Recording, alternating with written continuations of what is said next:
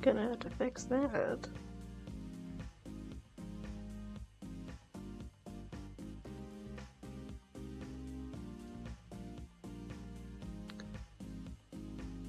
Ooh.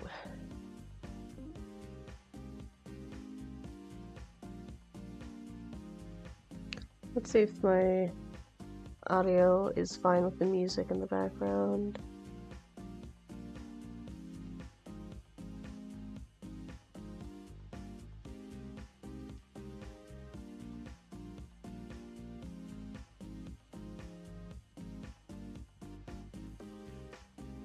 Okay, yeah, that seems fine. Welcome in.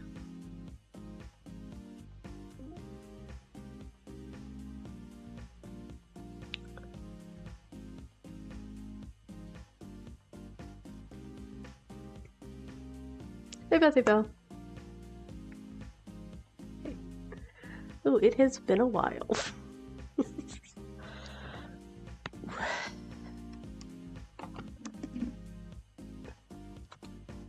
So I was perusing Steam the other day. I have myself playing in my ear. I was perusing Steam the other day, just trying to look for little cute free games to find, and I found this one, and it looks really cool. There's the option to go by they, them in this one, and it's all witchy. So, I did play a little bit of it on my own, but then I got a little bit into it, and I'm like, I want to play this live. So, I thank you, Bethy Belle. I've also missed streaming, so. What is my name? Noelle. Where's... I need to put my keyboard lights on real quick. There we go. They, them, femme or mask? Femme or mask? IRL I go mask, so...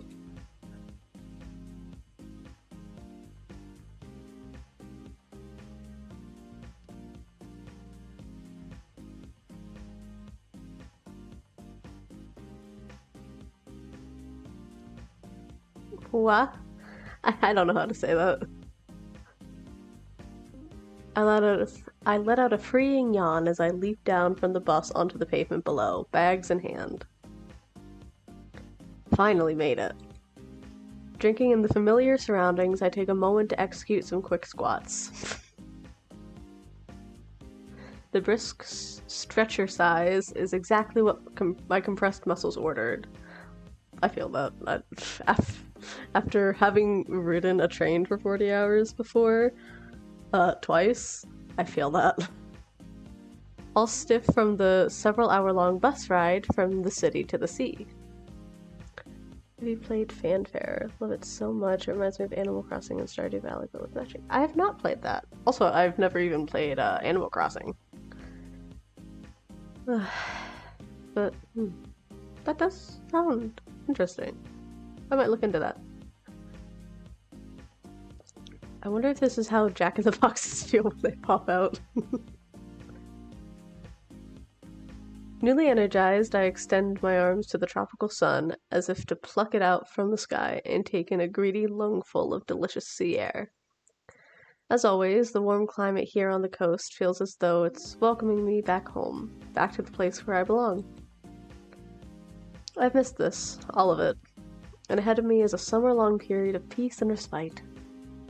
I just graduated from high school, and from now on, there'll be no parents, teachers, or peers reminding me with every breath that I'm wading to the end of my teenage years with no direction. Just the sun, the sea, and this place.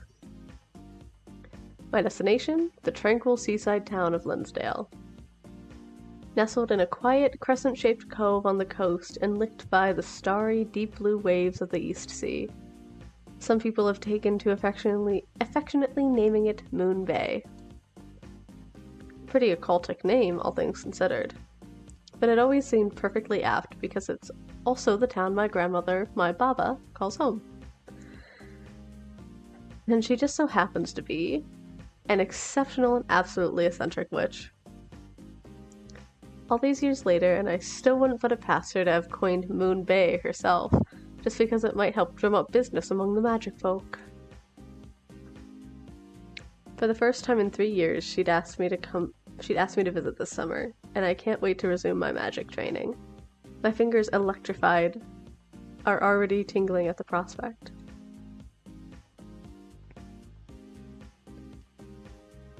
I reach into the pocket of my hoodie, feeling for the letter she'd sent, making sure it's still there. Cursive on vellum and a wax seal. Yep, nobody except that wily old woman would write like this anymore. There's no time like the present. Unable to hide my eagerness to see her again, I hoist my bags up to my shoulders and take off at a sprint up the staircase, leaving the bus stop far behind. And once I leap across the threshold of the stairway's end, I see the sight I've longed for and opened my lungs wide. Hello, coffee curiosities! I'm home. Curiosities. My grandmother's cafe stands before me, a static monument among the other buildings, utterly unchanged. Like a moment in time, perfectly preserved the way I always remembered it. It reminds me of my childhood. Iced tea in the summer, sea salt ice cream, and freer days spent under Baba's tutelage. That in itself is a rare kind of magic that leaves me spellbound. Sea salt ice cream. Naturally, my peppy cry draws the attention of several passerby outside the store, many of whom recognize me and wave in greeting. Well, I'll be, if it isn't Noelle. Been a spell since you've been back. Still kept that strange habit of greeting the cafe like it's a person, I see. I mean, show it some respect. Well, she's not wrong. I guess I am a little too old to be shouting in public. But as Baba used to say, a witch breathes magic and life into all things. Every word is a charm, every sentence a spell. I like that. Now that I think about it, it's totally possible she was just hoodwinking an extremely gullible 5-year-old, but, well, no, I think it's pretty true. I think it's true. It's a cute... I can't talk. I can't do the words. It's a cute tradition, so who cares? I wave energetically back. Hey there, it's good to see you again. Do you know if my grandmother is about? That question seems to give her pause, and she forces a smile, which can only be read as guilty embarrassment. Oh, you mean she... Well, I'm not too sure. Have you been in for a coffee? Haven't been in for a coffee in a while, you see. Anyway, nice seeing you, kid.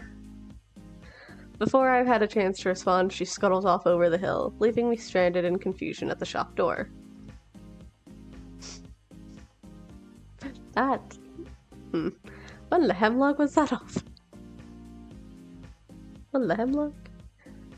Glancing over the cafe again, my eyes narrow suspiciously and roam up and down the building. I finally notice one extremely telling clue. I can't read. I have a confession to make. I can't actually read. In fact, I hoodwinked my way through my high school diploma and 2.5 years of college. I've made it this far without knowing how to read, actually. Yeah, it's been tough, but I've survived. I finally noticed one extremely telling clue. It's the height of morning, and yet the curtains are shut tight. Fishier still how quiet it is. Wait, don't tell me. I practically kick the door down in my provoked state, and once inside, all of my suspicions are confirmed. Not only are all the lights switched off, not only are there no customers, not only has the door clearly been left unlocked with complete disregard to nasty draughts, thieves, or trespassers, but on top of that, Baba is nowhere to be found. The lingering mingled fragrance of bitter coffees temporarily catches me off guard, filling my nose and mind with happy memories. But I quickly remember why I'm here. There's glitter in the walls. Cracks, too, but glitter. I stomp across the cafe floor in big strides, making a beeline for the door at the far end of the room. A door hidden behind a heavy satin curtain and bewitched to be invisible to all non-magic customers. Baba? Baba!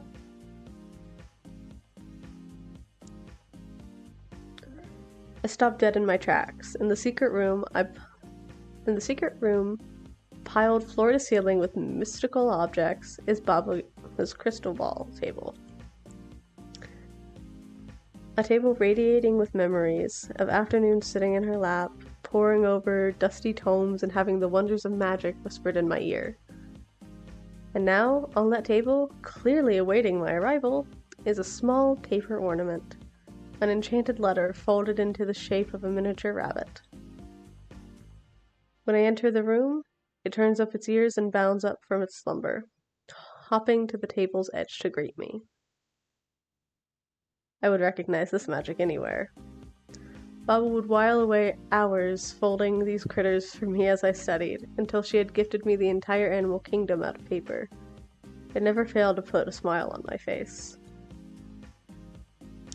Which can only mean she's buttering me up for someone's savory news.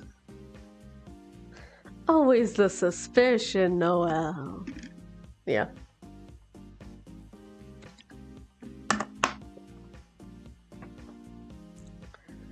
I skeptically scoop up the paper rabbit in my hand, and at the touch of my finger upon its nose, it unravels itself. Sure enough, my grandmother has inked a note in cursive inside. My dearest Noelle, I have run away. Since I was the one who invited you to stay with me this summer, I'll venture that this will come as a shock to you. It wasn't part of my plan, but running the cafe was beginning to feel rather droll. That's not an excuse, you're a business owner. Then I remembered it's mugwort season, and also that the witch folk are hosting a mushroom picking festival in the mountains. Much less droll by far. Do not come searching for... Ah, no! Yeah, don't come searching for me. Yeah, okay.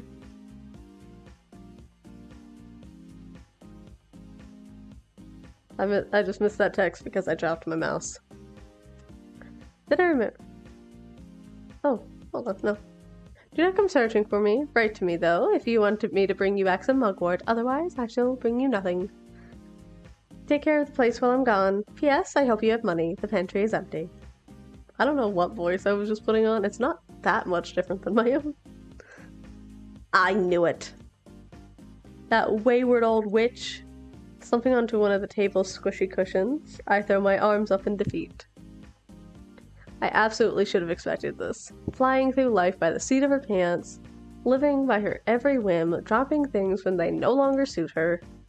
This entire situation reaches into the far recesses of my mind, conjuring up echoes of countless other past examples of how mercurial Baba could be. Closing up at noon to go skinny dipping in the ocean, hosting a luau party, then passing out after an hour on her own deadly magic punch, her crimes of capriciousness knew no bounds. She may have taught me everything I know of magic, but early on I had to master brewing tea and coffee, not just potions, just to keep this place running smoothly. It suddenly dawns on me why that passerby had acted so suspiciously. I bet she cut and run days ago and told everyone in town not to breathe a word. Yep, sounds about right. No matter how you cut it, she's just running from her responsibilities again. I seriously have no clue how she managed to keep this place running all these years. My lips press themselves into a thin, stubborn line. Mugwort tea is my favorite, though. You see, I'm not a tea drinker. I guess it's time to go shopping.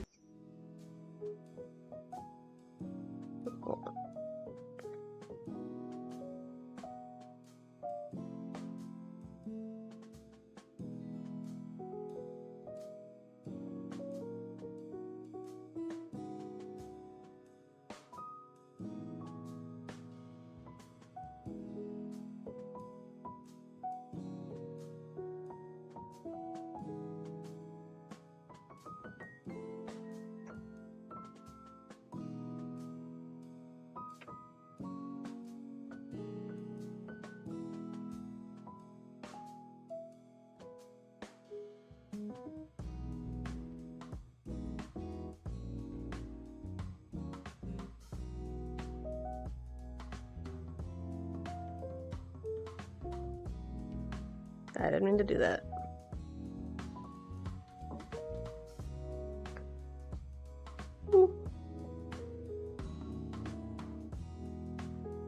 Oh, my chat wasn't loading that whole fucking time. Hi, Mars. Thank you. An hour or so later, I've made begrudging progress on the cafe's sorry state. With the door now locked and the curtains still tightly drawn, I make use of the privacy by enchanting Baba's dustpan and broom and setting them to work on the floor. They whiz about the room in a waltz, making quick work of any dust or grime in their path. After a brief inspection, all that remains in the fridge is a curdled bottle of milk. The pantry cupboards had also been harboring nothing but dust, but were saved earlier by a trip to the local supermarket. Rest in peace, poor wallet. Luckily, it also seems the cafe's more expensive wares are in plentiful stock. The exotic plethora of tea leaves and unground coffee beans have been safely stored in bags or dry containers. The siphons, mills, and other apparatus, too, are in good working order. Knowing Baba's devil-may-care attitude, the situation here could have been far worse. I should count my blessings she didn't let any rats inside those sacks. That moment, as if my words had personally offended her efforts, Baba's cat slinks into the room, up onto the counter, to glare at me. Here you are, Hannibal, all which is familiar reduced to a rat catcher. How the mighty fall in the wrong hands. Where's my little rat catcher? Not rat catcher. She wants to be a mouse catcher. She wants to be a mouse catcher. I hate when she does it. I want her to be able to catch fucking gnats, but no. She's napping on my rug after undoing a fucking ball of yarn.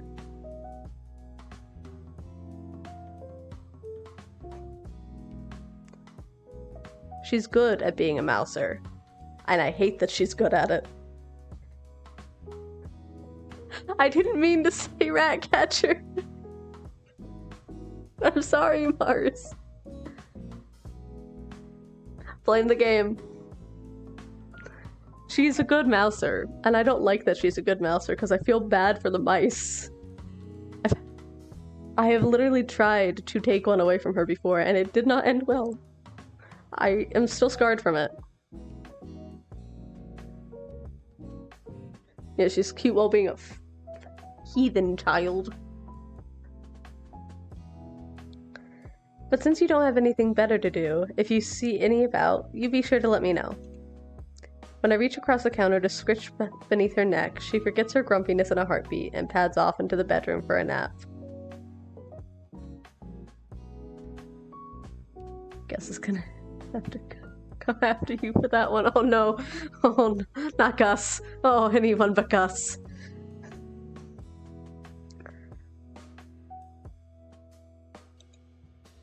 With the dustpan and broom soon done with her... I'm so good at English. With the dustpan and broom soon done with their work, I thank them for their service and quickly finish putting the cupboards in order. After a satisfying stretch, I pull back the curtains to survey the place triumphantly. Watch out, Linsdale, we're back in business. Standing there with hands on hips, it's a funny feeling that courses through my chest, a kind of liberation and pride that comes with being free to wantonly spellcast for the first time in a painfully long while. I miss it even more than I thought I would. Not too rusty, though, thankfully. Now then, the last port of call is to flip that sign, and after that, I guess it's time to brew some criminally delicious coffee.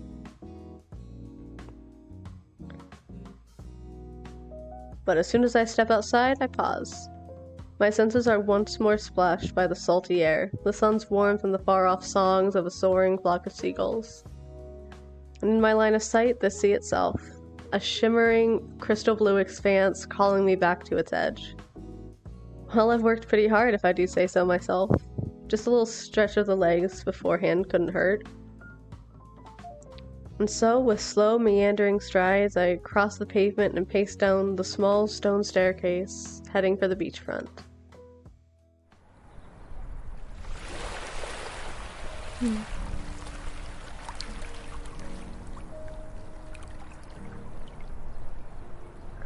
I take my time, enjoying the afternoon breeze and the journey all the way to the boardwalk and beyond. When I reach the beach edge, I slide off my shoes and press on when free and barefoot in the sand.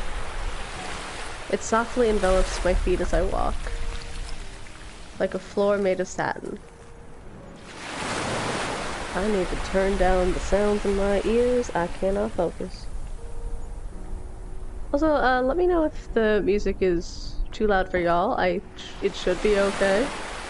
Or if it needs turned up any, I can also do that. The waves too are like rolls of crystalline. The waves too are like rolls of crystalline. Satin sheets being unwrapped. The waves too are like rolls of crystalline satin sheets being unraveled onto the shore, rolling over rocks, shells, and themselves, and gently slipping back to their source. As ever, Moon Bay, you're almost too perfect for words. I plop myself down in the sand, stretching out my legs and searching along the water's surface for something. I wonder if she's still out there. But before I can continue that thought, the phone in my back pocket hums, and when I retrieve it, I see several texts incoming from my parents. Let's do that real quick. Their images cascade simultaneously into the group chat, making it plainly obvious they're both sitting beside each other, typing with a joint agenda. Did you arrive safely? You forgot to text us. We were worried. How's Baba? Is she doing well? How's her back? And there it is. I sigh, typing back my regular response whenever they awkwardly attempt to bring her up. If you're that worried, you could always, try talking to her yourself, Dad. I'm sure she'd like to hear from you. From both of you. After a brief exchange ending in I love yous all around, I fling my phone to the side and fall back into the sandbed. The history between my parents and Baba was fractured, to say the least. In this world where so few people are gifted with the ability to wield magic, we hide that we are for an easier life. Hundreds of years ago, those without the gift feared us, persecuted us, and worse. The world was messy. The witch folk decided, almost unanimously, that it was better to fade into anonymity than cause trouble. Nowadays, as far as the rest of normal society is concerned, it's known that we exist out there somewhere, but rarely do you see a witch shouting it from the rooftops. Despite the good I know we do, there's no glory in it at all. So as for my parents and Baba, well, Baba has always been an immensely talented witch. The first time I was sent here to stay with her for the summer, I was 3. She showed me a few simple spells, and even though I could barely speak, I guess I was a natural. I still remember her sweeping me up when I successfully levitated a paperclip. She was so giddy, it was impossible for her to contain herself. But my parents were different. They never taught me magic, never encouraged me to learn it. All they wished for me was an utterly normal life. They asked Baba to stop teaching me, and that was that. Or so they thought. When they found out I'd flown in the face of their disapproval and had secretly been studying hard under Baba for every summer for 10 years, oh boy. I remember that day. Dad's face went a shade of blue I didn't think was possible outside of being hexed. After that, their relationship became strained. They stopped talking. I became their mediator, their owl ferrying messages back and forth. I stopped visiting Linsdale for a while, to give them all time to cool off. A normal life. A boring life devoid of magic. I feel empty at just the thought of it, but honestly, I don't really have the first clue about what I want to do in the future.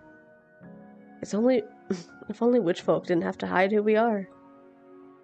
As I raised myself back up to hug my knees, I realized that I've been absent-mindedly dragging a finger through the sand all this time. I've drawn nothing remotely artistic, of course, just a bunch of badly drawn swirls that barely resemble shapes at all.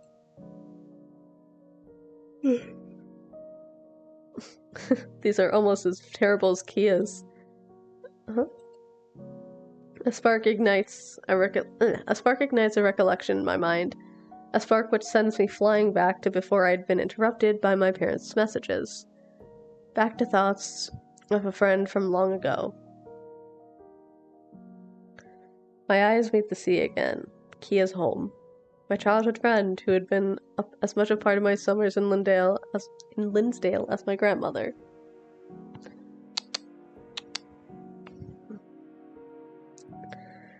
She was an extraordinary person in her own right, a mermaid who befriended a witch.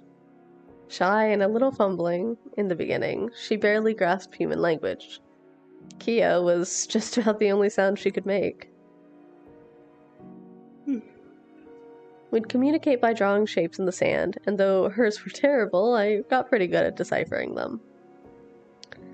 I could so clearly remember our first meeting, here on the shore. I was 5. Mom and Dad had just asked Baba to stop teaching me magic, and I was wailing into the ocean at the top of my lungs.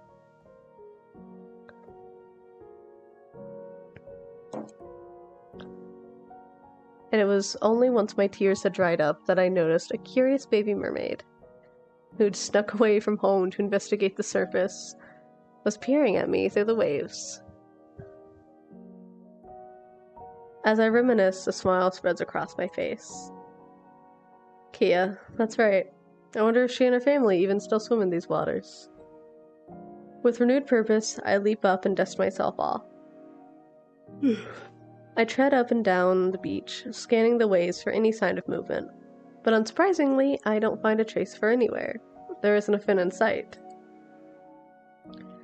Well, that'll teach me for being willfully optimistic. As if mermaids would ever venture this close to shore. They'd be found out in a heartbeat. Still, I haven't exhausted all the tricks up my sleeve just yet. Determined, I set off up and down the beach once again, this time with my eyes to the sand, scouring the golden floor for a very particular object. And finally, wedged between some barnacled rocks, I find exactly what I'm looking for, a prismatic conch, shimmering and weighty to the touch.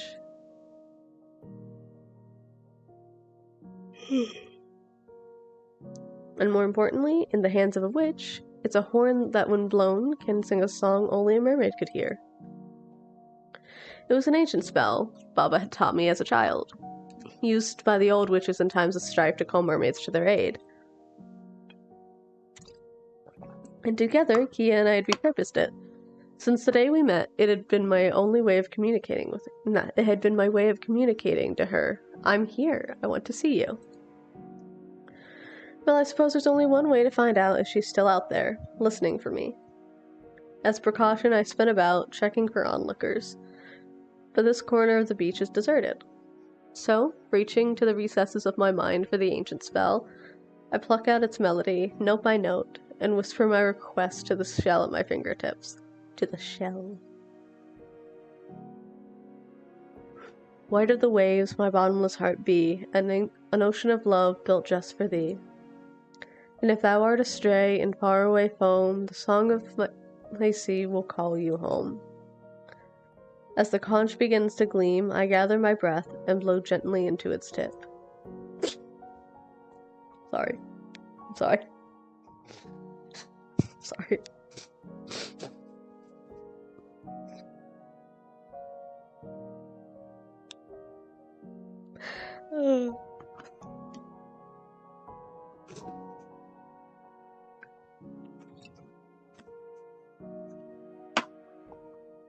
I have the humor of a 12-year-old. But no matter how many times I call, Kia doesn't appear. The waves simply keep rolling over the sand at my feet, slowly soaking in and causing me to sink. So she left me in search of somewhere better after all. No Baba and no Kia. This was truly shaping up to be a pretty miserable summer.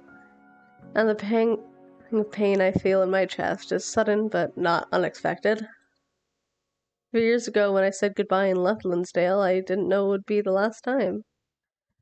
I didn't get the chance to tell her. Somewhat sad, my shoulders droop a little. She always was so timid and unsure of herself. I wonder if she waited every summer for me to come back when I never did. I'm never one to let sadness get the better of me for long. I clap my cheeks together. At the very least, I know that right now, what I can do is see her off with a smile. I'm sorry, Kia, but I hope wherever you are, you're swimming happy. That your drawings don't suck anymore. Jesus. After exhaling my feelings cathartically into the afternoon air, I turn heel and head back towards the stairs. It's time to open the cafe for the evening. I wouldn't say evening is the best time to open the cafe, though. I mean, if you missed this much of the day.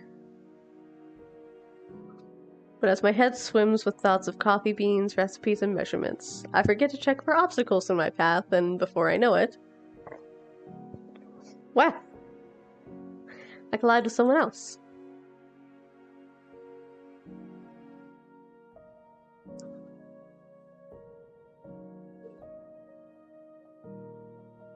So is it getting gay in here, or is it just me?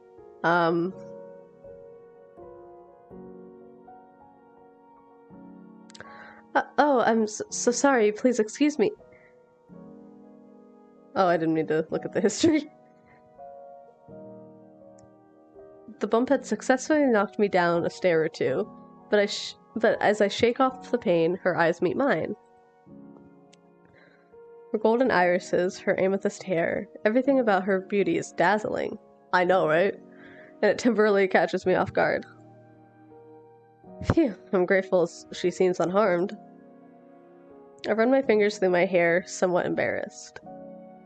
Not at all. I'm sorry I wasn't paying attention either. Are you alright? Yes, Her quiet voice quickly trails off, but she continues to stare at me with great intensity, looking me up and down with wide eyes. So, probably Kia.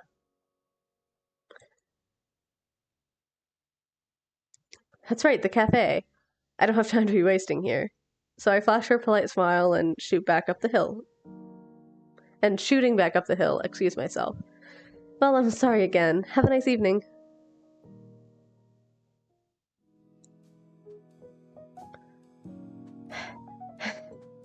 Large leaping strides lead me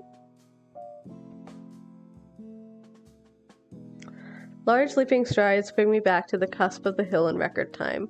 With the afternoon sky already fading into an orange glow, evening is practically here. I have no concrete grasp of how long Baba's cafe has been closed since she cut and run, but there's one thing I know for certain, and that's that I don't want to keep Linsdale patrons waiting any longer. It's funny, if I let slip that Baba's irresponsibleness is what put me into this mess in the first place, I'm actually excited. Rushing about, serving special blends, putting smiles on customers' faces. It was difficult at first, maybe, but I grew to love it. Positive vibes, Noelle. Maybe this one will be a good summer after all. With renewed energy, I begin to mentally roll up my sleeves. But just as I round the corner, an unpleasant sight makes my newly buoyed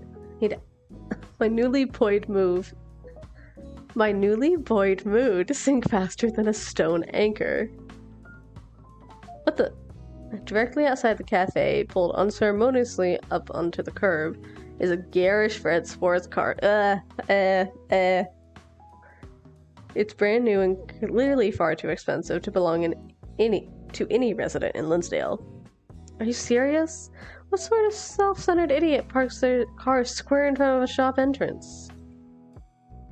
Already ticked off, I watch as an elderly man with a cane struggles to shuffle through the gap in the pavement, grasping at the cafe wall for support. He gets his revenge as he passes by, though, flipping the bird to the car's tinted windows as he goes. You go, Grandpa. If I had any doubts that this gaudy ride would spell trouble, they're blown away as soon as the driver steps outside. Oh, Jesus Christ.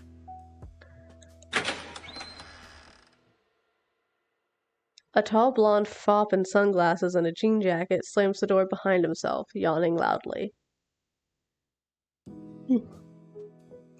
Leaning back lazily onto the car roof, he slips his sunglasses up into his hairline and clicks his tongue at the elderly man's back. I'm about to storm up and give him a piece of my mind when he pulls out his phone, the latest model it looks like, and begins snapping up landscape shots of the cafe. Ahem. May I help you? Sliding his free hand casually into his back pocket, he turns to flash me a smile. It's so not cute. Ah, are you the owner? I square my shoulders as much as humanly possible, arms folded crossly. Yeah, I am. Yes, I am. Name's Noelle. I don't appreciate you blocking the door my customers use. Customers? Blonde fop. He cockily raises his eyebrow and looks around at the now very empty street. He pulls down his sunglasses once or twice in a mocking motion. Well, how's about that? I guess my prescription's wrong, because I don't see a single soul sniffing around. Looks like what you have here is a bona fide dead spot. Dead spot? You better not be insulting my cafe. Another condescending smile slowly stretches across his face. He's clearly looking down on me and doesn't care to provide any kind of answer. He just continues, ignoring my question. Not an insult per se. As it so happens, this is exactly the sort of place I'm looking for. With a twinkle in his eye, he straightens up and spins his phone into both hands. His whole demeanor changes as he begins typing on the screen with lightning speed. So what's your specialty here?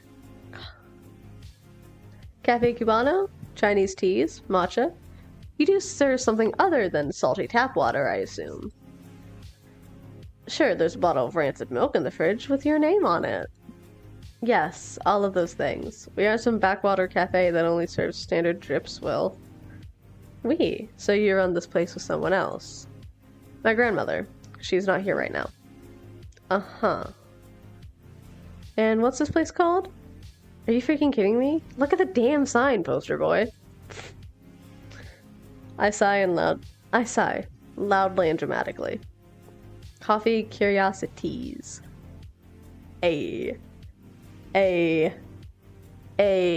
Puns. His fingers pause their tapping for a moment. He takes time to raise a smug eyebrow at me. Right, bravo. No, really, it's inspired. A little desperate, and only slightly nauseating. I hate him. I absolutely hate him. He stands up straight and takes one more large gulping glance at the cafe's facade. When he flips his phone and snaps a headshot of my startled face. It's a perfect blend of material for my blog. It's a perfect blend of material for my blog, that is. Your blog? He gives me a look that is equal parts smug and pitying. Oh, fucking. It's perhaps the most punchable expression I've ever seen. You have no idea who I am, do you? No? Wait, but now that I get a really good look at him, he actually does look somewhat familiar. Here, a souvenir. Don't bend it. Don't bend it now. It's premium embossed. This is so cute. With a wink. With a wink. We love smug and pity. I don't. I want to punch him. With a wink, he slips a business. Listen, I like smug and pitying if it's a woman. If this character was a woman, yeah, sure.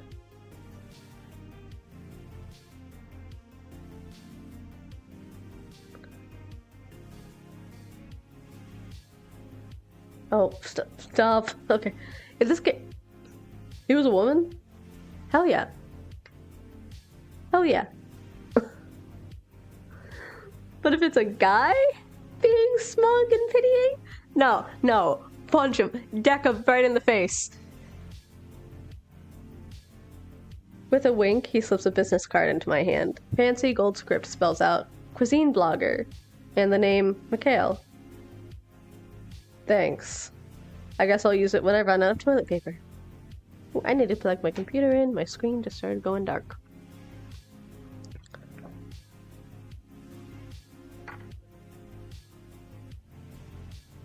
Charmed, I'm sure.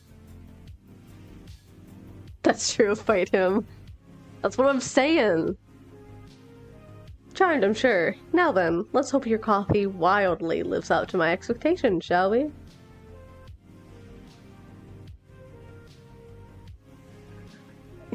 Not intuitive. I can feel my blood boiling. The way that smirk plays at the edge of his mouth, it's perfectly obvious what his expectations are. Though I still can't place his face, I've read about bloggers just like him. Okay, to be fair, this does read like very popular fanfic tropes. So I see where you're coming from, Mars. It's just...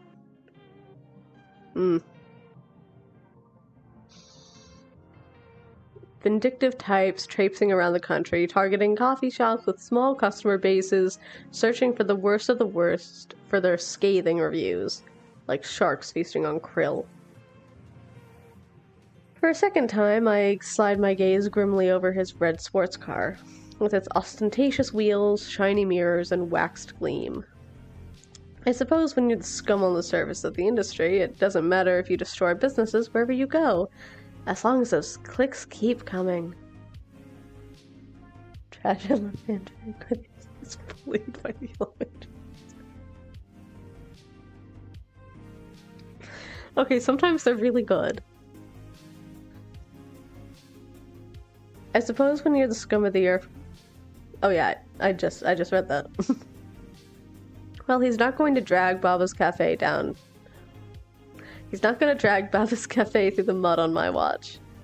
So, here I am, in the flesh. Your only paying customer and all that. I drove 2 hours from the city to find this place. Aren't you going to let me in? I stride up to the door and unlock it, but inwardly, that boiling blood is starting to boil over. I'm in no mood to play nice.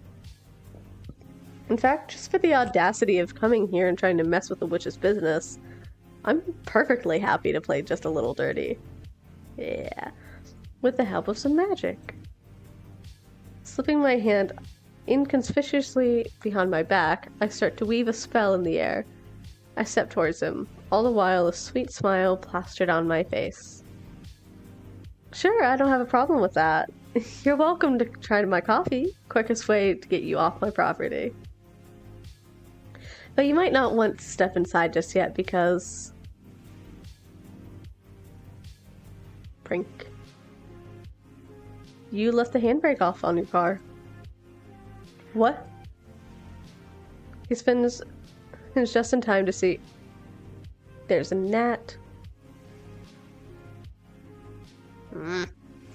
He spins about just in time to see his shiny red ride slowly slipping back down the hill on loosened wheels. But Bianca, come back! Of course he fucking named his red sports car Bianca. Mikhail bolts immediately, tripping over himself down the uneven cobbled street in pursuit. The car's moving so slowly, he'll manage. It's fine, right? Bianca! Ow! And down goes Mikhail like a sack of spuds. His face acquaints itself with the pavement with a colossal clap. Uh-oh. The car, too, reaches the steep incline and starts to speed up. Nobody's going to catch it on foot now. I stretch out my arms, frantically inking a new magic circle in the airspace around me. But I'm unable to cast the reversal magic in time, and the car careens into a lamppost. No! After a few teetering seconds, said lamppost tips forward, but thankfully stops just short of smashing onto a roof. I should have gone with distraction. Oh, my God. Jesus Christ. Jesus fucking Christ, my God.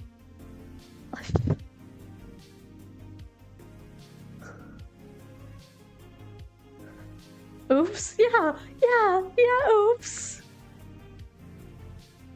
Jesus. Ah.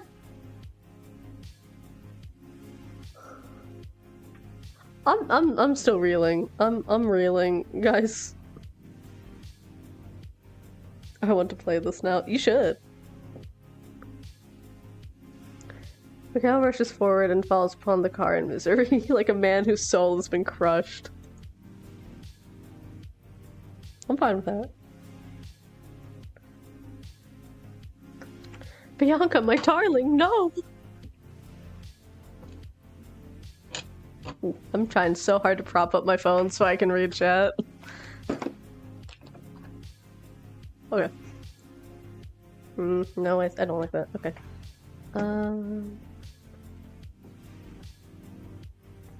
Maybe if I... What?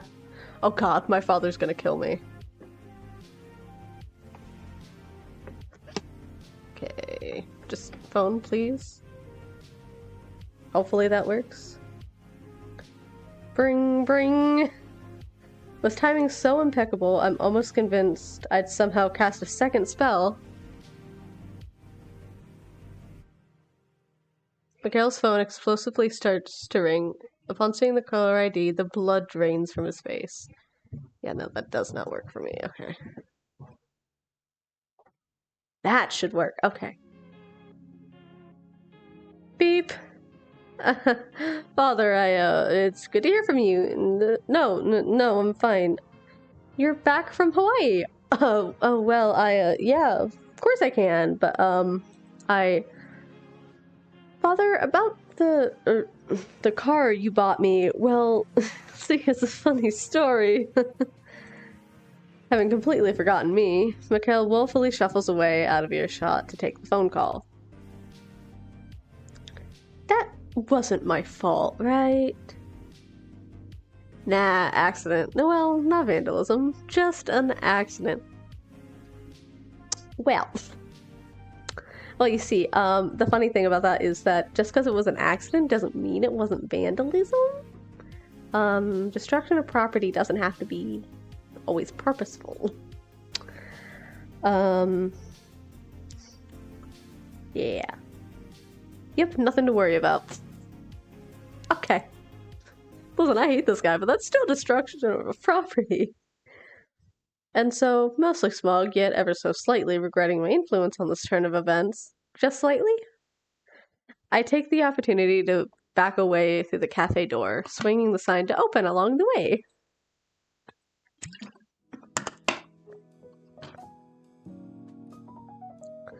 The minutes, and then tens of minutes painfully tick by. Not a single potential customer steps inside, or even hazards a peek through the windows. I start by leaning over the counter, head in palms, alternating between watching the clock hands and the bell above the door. But I quickly get bored and my twitchy hands tap the counter, searching for something to do. Me every time there are no customers at work. Mikhail's business card is nearby, exactly where I'd thrown it earlier, so I retrieve it and twirl it around absent-mindedly. Hold on, let's get into character here. This is method acting. We're doing it with my own business card. Let's find out how famous this guy really is. Whoa, seriously? Well, no, I didn't want the log. A quick phone search pulls up hundreds of results. Blog posts with hits into tens of thousands, sponsorship ties to prominent worldwide cafe chain Moonbucks, a hefty follower base on social media, and even a narcissistic modeling portfolio of monochrome shirtless photographs. Jesus Christ. I can't. Just great, as if I don't have enough problems right now. God, what's with these pictures? He's dripping wet in half of them. Did someone turn on a hose or something? So stupid. Now more irked than ever, I chuck my phone aside and go back to watching the clock. All this inactivity is doing nothing except stiffening my muscles and making me anxious. 30 minutes and not a whiff of anyone. Not even one of the regulars. This can't be right. I recall my previous summers here, when they were always non-magic.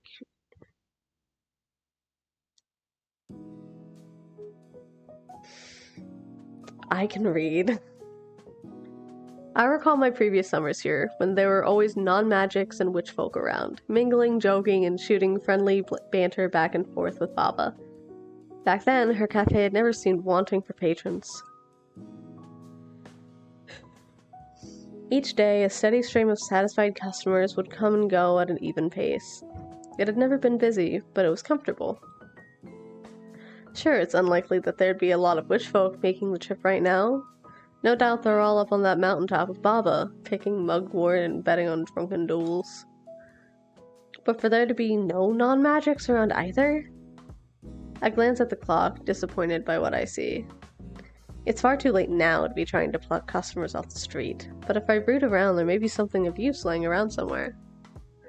So, determined to be productive in some capacity, I trawl through some of the lower kitchen cupboards, hoping to find something to use to attract new customers in the morning. Sensing activity, Hannibal slinks into the kitchen and curls around my leg. With a pointed meow, she leads me to a hatch under a rug on the floor, below one of the open cupboards. Nice! Good job, Hannibal! She purrs sulkily and continues to circle around as I rummage through the contents of the hatch box. There isn't much of use, but I do stumble on an old signboard for advertising and some pastel chalk sticks. This is perfect. If I spruce it up a little, it'll do for a mini menu at the end of the street. Hannibal pokes her little head beneath my arm, demanding scritches for her hard work. I'm so distracted I fail to hear the bell chiming at the door. Good girl. Who's going to get some fishy wishes tonight? That's right, you are. Excuse me? Ow! Just a second, I'll be right with you. Clutching the bruised crown of my head that just exchanged blows with the cupboard door, I totter embarrassedly back to the feet and heave myself over the counter. A radiant sight greets me. Hey! Yes! Oh, hello. Fishy wishes? Sorry, I was talking to the cat. Oh, I remember you. Her eyes visibly sparkle, her cheeks pinken. You do? Of course, the lady from the beach, right? I'm so sorry again for bumping into you back there. Oh, no, that's quite alright. Yeah, this is definitely Kia. So that's what they meant. Somehow she looks kind of sad. Did I say something wrong? An awkward silence settles over us. As it stretches on, she starts to comb a finger nervously through a loose curl of hair. Well, this is a fine way to start the evening, by making my only customer uncomfortable.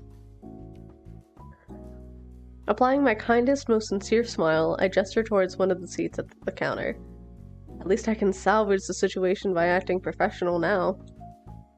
Where are my manners? You're here to order, right? What can I get you? I have a menu around here somewhere. As I rummage around behind the counter, though her body language is shy, the woman's striking, sandy eyes watch me intently.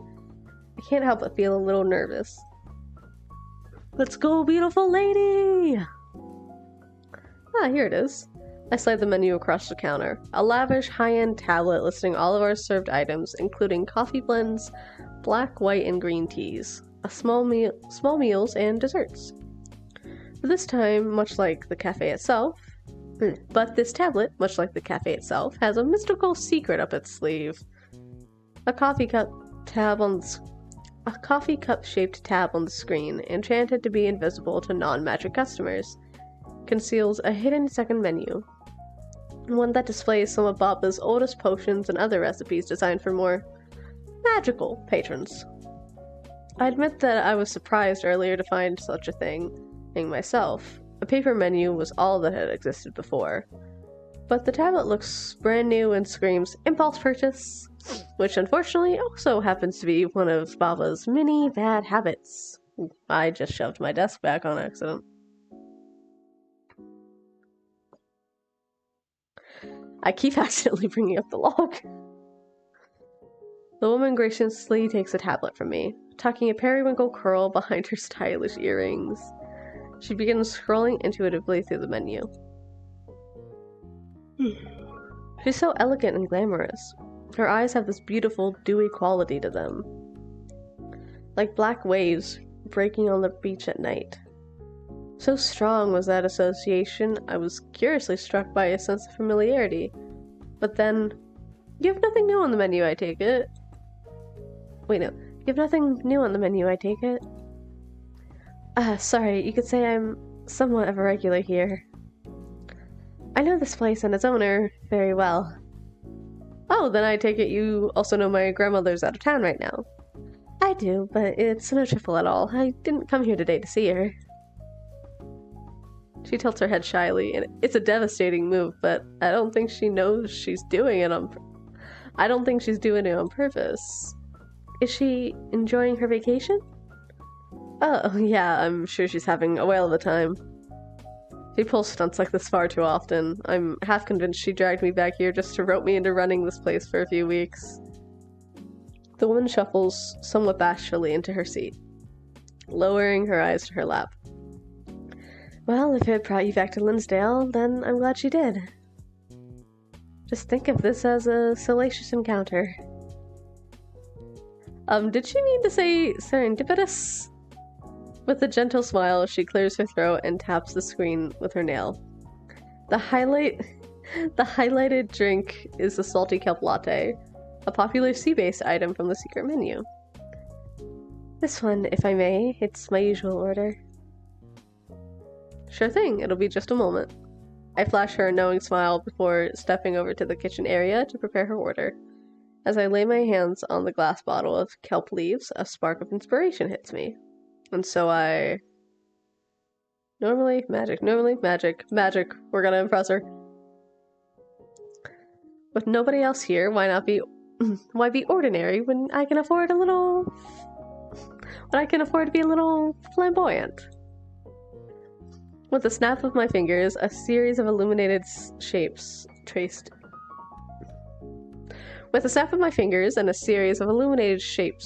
into the air, the ingredients heed my call and begin the dance around me in a flourish. A dash of seawater, a pinch of sugar, and the star of the show, the salty kelp. The kelp blades weave their way through the air until they collide in a pirouette, crushing themselves into a fine powder. It falls like emerald snow into the basin of a china cup that dances its way into the woman's hands. Wow!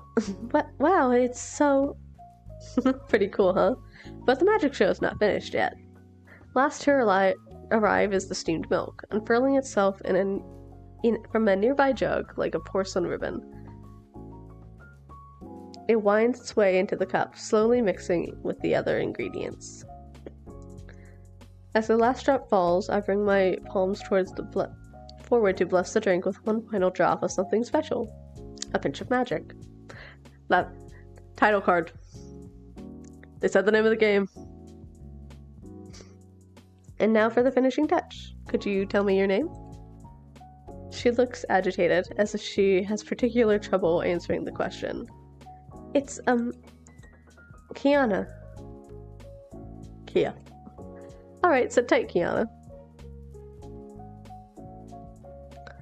I reach across the counter for a thin nozzle bottle filled with caramel, and in small, delicate letters, write her name across the milk foam. There we have it. Bon appetit. As she puts the drink to her lips, the warm steam brings a soft flush to her cheeks. A small, content sigh escapes her as she returns the cup to the saucer. So, my salty kelp latte. Does it meet a mermaid's approval? Yeah, yes, very much so. It's scrumptious.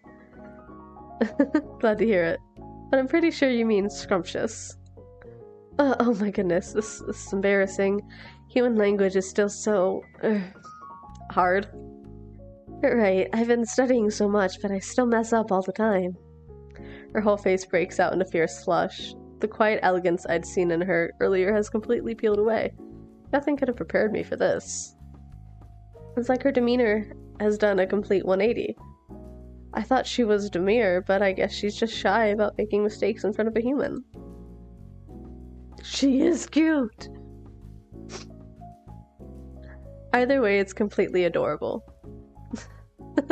Don't apologize, it's cute. The way you mix up your words, it reminds me of... Oh, are you finally gonna fucking guess it? Huh? Huh? No way. Kia? Yes! Obviously! And so I've been visiting the cafe ever since my bridling ended. I suppose I look quite different now, don't I? That's quite the understatement. I didn't recognize you at all. An hour later, Kia and I are sitting together, lattes in hand, at the counter. We've been talking so animatedly, I barely think either of us have paused for a breath. By now I recognize her familiar shyness and her adorable mannerisms. But I have to admit, seeing her adult human form for the first time is still throwing me for a loop. Perfectly understandable when I consider she still looked like a child 3 years ago. The changes to her face in particular are profound but not unexpected. After all, I know very well that mer people experience growth very differently from humans. A mer person's childhood, their bridling period, would last from the time they hatched until they reached a normal age of human adolescence. Throughout the bridling, mer children would barely appear to age at all, maintaining childlike appearance for years and years. And then, at the bridling's end, what awaited them was a highly accelerated transformation into an adult body, and the ability to adopt a human form. After I met Kia, because we couldn't really communicate at first, I remember wanting to learn more about her kind. I found out about the bridling and the change just through one of Baba's old books. As I also recall, I had to climb up her bookcase like a monkey to get it, and slipped on the way up. Kia cried for hours when I turned up at the beach covered in bruises. Oh. So when did your bridling end? When I was about 17. It was a year and 3 months after you left. Not that I was counting. When she catches me smiling, Kia turns away and scrambles for her drink. It's the cutest thing. But I'm suddenly reminded of something else. Wait, earlier, didn't you say your name was Kiana? Oh, well, you didn't seem to recognize me at the beach. I was a little embarrassed. She sighs heavily, resting her hand over her heart. And even though I came to the cafe just to see you again, I still couldn't bring myself to say anything. Oh, but Kiana is the land name I chose for myself, so I wasn't exactly lying to you. I just had trouble pronouncing it when we were children. I do use it around Linsdale. My family in the ocean still use my sea name, of course. I probably shouldn't pry into that. Mermaid sea names are private, intimate things after all. I guess I should be careful not to call her Kia too much around town, though, either. Okay. First, I think the sea name thing is probably gonna come back around if we, choose to go with her, which obviously I'm gonna choose to go with her. And also, Kia is very similar to Kiana. Literally the first 3 letters. It's just the first 3 letters. It's just a nickname.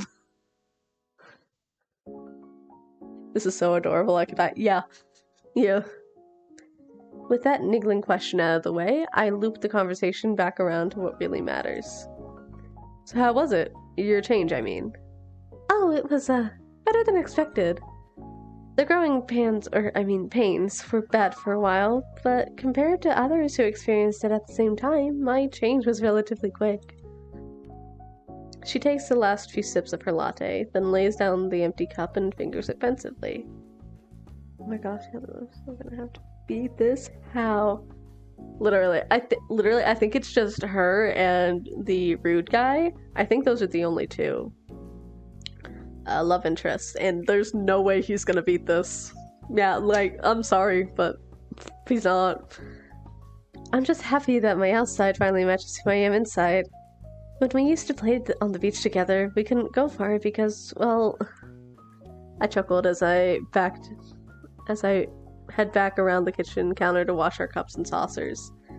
No legs? Right. You were growing up, and in my mind, I was growing up with you. But physically, for me, nothing was changing, and every year felt like you were getting further and further away, and there was nothing I could do about it. I'm gonna cry. We used to draw so many shapes in the sand, all the things I wanted to do, all those places I wanted to visit, but because of me, we couldn't do any of it. Her eyes glaze over. She suddenly looks quite dejected. Not wanting to watch her beat herself up, I take her hand in mine. But we can now, right? Exactly. No more hiding in the rock pools or covering up our fins with a blanket I brought from the cafe. We can stray as far from the beach as we like now. Go anywhere we want. Now that you have your human form, the world is your oyster. You just let me know what you want to do, and we'll go do it. It works like a charm. Kiana's sandy eyes light up, and she leans across the counter, brimming with excitement. Okay. Oh, but with your grandmother gone, you'll be working here full-time, won't you? Then until we can do something, I'll just stop by every day to see you. I shrug my shoulders, gesturing towards the empty room in an exaggerated way. Thanks, I appreciate the company in more ways than one. As you can see, this place isn't exactly hoppin'. Without a regular or two, quite honestly, I might struggle to make ends meet this summer. And based on today, I'll take just about any customer I can get. Anyone but that vain fop, anyhow. The more I remember his smug face, the crabbier I get. Yeah, I'm crabby. You want to know why? I sincerely hope someone understands that reference. It's at the point when I realize that I'm not so much drying the cups as grinding the tea towel into them. And that... Jingle jingle! Speak of the devil and he will come. Welcome, just take a seat and I'll be with you straight. Speak of the devil. Mikhail strides inside, looking the interior over with both hands shoved into his jean pockets, with slightly furrowed brow. He's looking decidedly less cool and collected than this afternoon, though it's obviously he's trying his best to mask it.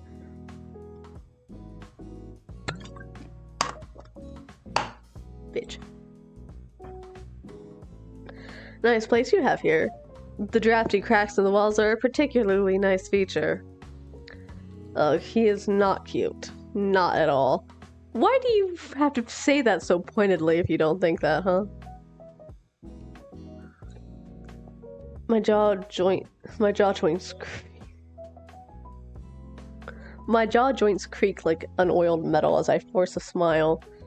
I feel like you need to get that checked out, buddy. Linsdale's tourism prides itself on the town's invigorating beachy sea breeze. Why deprive our customers just because they're indoors? Cute, very cute. Sensing Kiana's discomfort, I gestured to the counter seat with an audible huff. Well, sit down if you're here to order. You are here to order. Mikhail slides into the seat directly beside Kiana. He beams obnoxiously as he pulls out his phone. Of course, and I don't need a menu. Just serve me your best attempt at coffee. You going to pay for it? Please, of course I will. I'm not trying to put you out of business.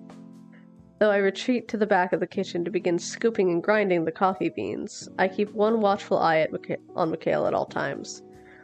Thankfully, though, his gaze is still roaming all over the interior. He isn't trying to snap pictures. But it's obvious he's searching for something, a juicy tidbit, a draw for his story. And so after his eyes complete their rounds of the decor, they naturally come to fall on his neighbor. Are you a regular here? Yes, I come here almost every week. His eyes widen in genuine surprise. Really? What's your usual order? If it's that good, maybe I should have ordered that too. Oh, She flutters her eyes to me, begging for assistance. But I'm way ahead of her. I make 3 strides back to the counter in a heartbeat and step in. She's a special customer. Her order's not on the menu. It's a, shall we say, an acquired local taste? I doubt you'd like it. Gotta admit though, I'm sorely tempted to put seawater in his coffee just for the heck of it. That would be funny. Must resist. Well, that's a shame. You'll have to let me in on the secret of that drink sometime, miss. Miss, ever sweet and polite, Kiana holds out her hand to introduce herself. Kiana, just Kiana is fine, and I'm afraid I don't know much about the recipe, or coffee for that matter. Just as I become concerned that Mikhail might be about to defile Kiana's hand with a kiss, another one of those pretentious business cards appears in his hand, and he drops it into hers. Listen, if I have any excuse to use this, I'm going to. It's obnoxious. I find his things obnoxious. Any chance I have to like get some use out of these though that I made, I'm taking it. Even if it's just like using it as a prop. I cut out every one of these by hand over the summer, and painstakingly did the same with the stickers I glued onto the backs.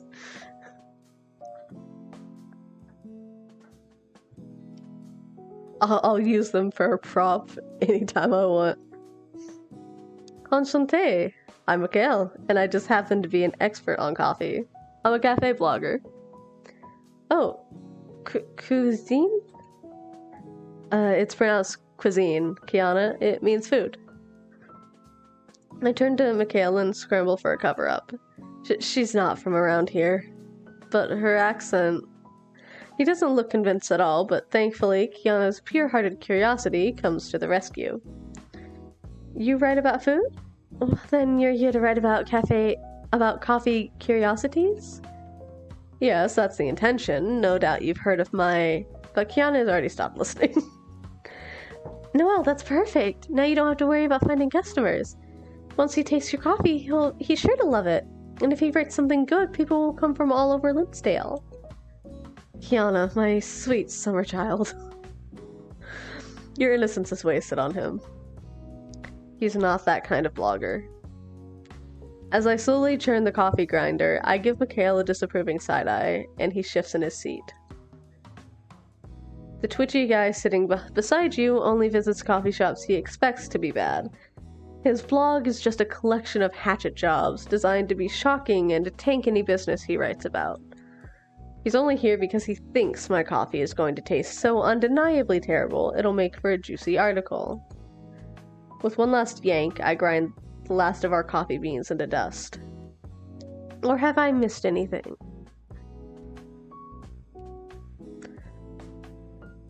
Mikhail practically rolls his eyes into the next century.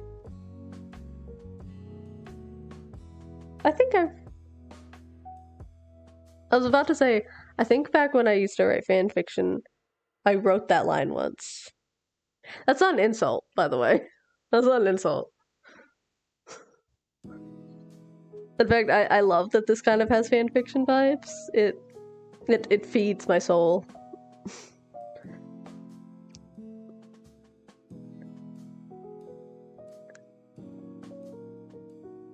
Hey now. Hey now. You make it sound like I'm the enemy here. Just ask my darling readers and they'll tell you. The only 2 things I'm guilty of in this business are being criminally handsome and honest. That face? And the coffee they served at all those other cafes just happened to be honestly awful. So just think of it this way. This is your perfectly fair chance to impress me. Not that you will. I've savored all the finest blends this world has to offer, but you're welcome to try. It seems to take Kiana a few moments to process all of this information. I guess he still isn't all too knowledgeable. I guess she still isn't all too knowledgeable about this side of human society yet, but once it does click into place, she looks crushed. But how could you do something like that to hardworking people? That's so despicable, oh honey. And I guess that one was supposed to be despicable? I'm happy she has my back, but Kiana's just wasting her breath.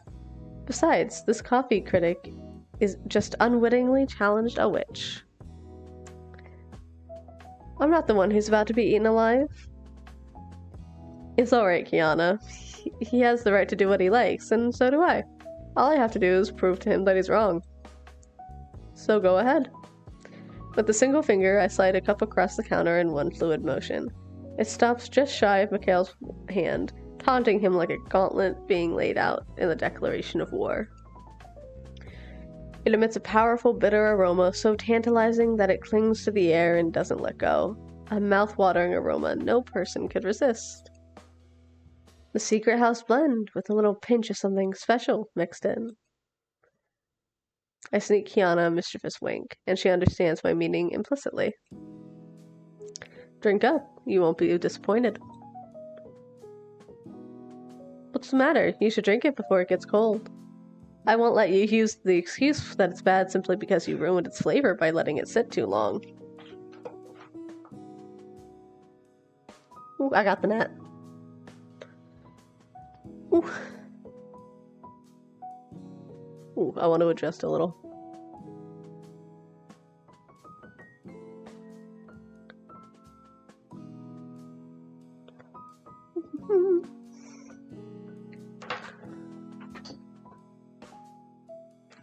Brimming with devilry, I decide to push him just a little harder. As the expert here, you wouldn't want to make that mistake, would you? Watching him squirm and tug at the collar of his jacket, I realize I'm enjoying myself far too much. Still, I don't take my eyes off him. I stare him down until he finally gives in, puts the cup to his lips, and all that bravado, and it's mediocre after all. But he takes another sip. Exactly, it's completely and another. Completely and another and another. He drinks and drinks until the veneer rips away, and he finally throws his head back, shamelessly chugging the hot liquid until he's lapped up every drop, and the bottom of the cup is all that remains. Hunching over, he slams the coffee down on the counter and stares at it in dumb disbelief. He's shaken and a little breathless. Damn, that must be good coffee. And there's something clouded about his expression. Delicious.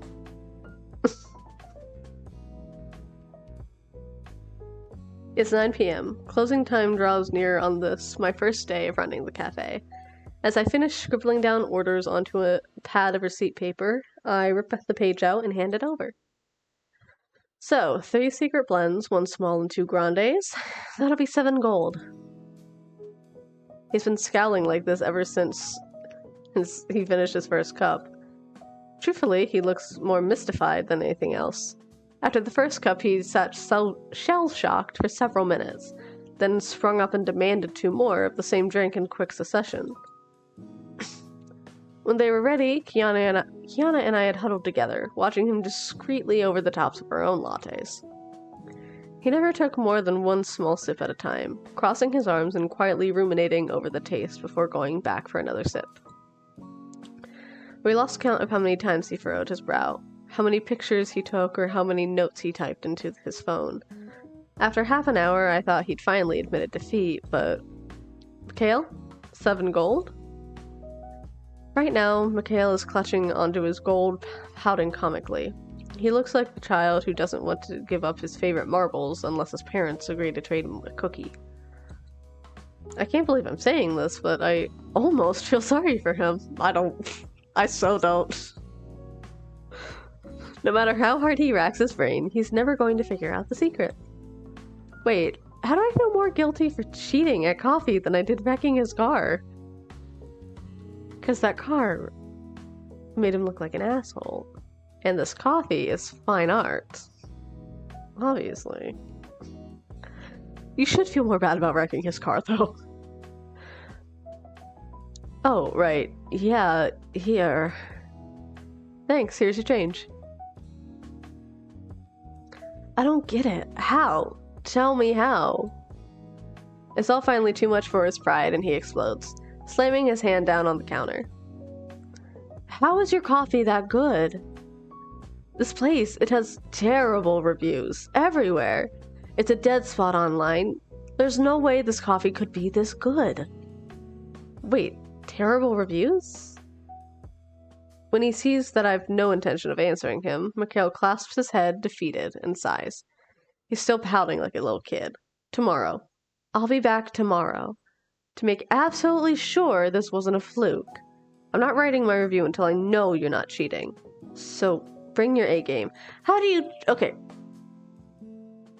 Logically, I can see how the person who knows they're a witch was like, I cheated at coffee because you use magic. But this dude, how does he think they're cheating at coffee, huh? There's no way to cheat at making something taste good. There's absolutely no way to cheat that. Because it's objective, for one. And for two, it's... You'll need to learn how to admit defeat, good sir. No, not good sir. Fuck you. Looking forward to it.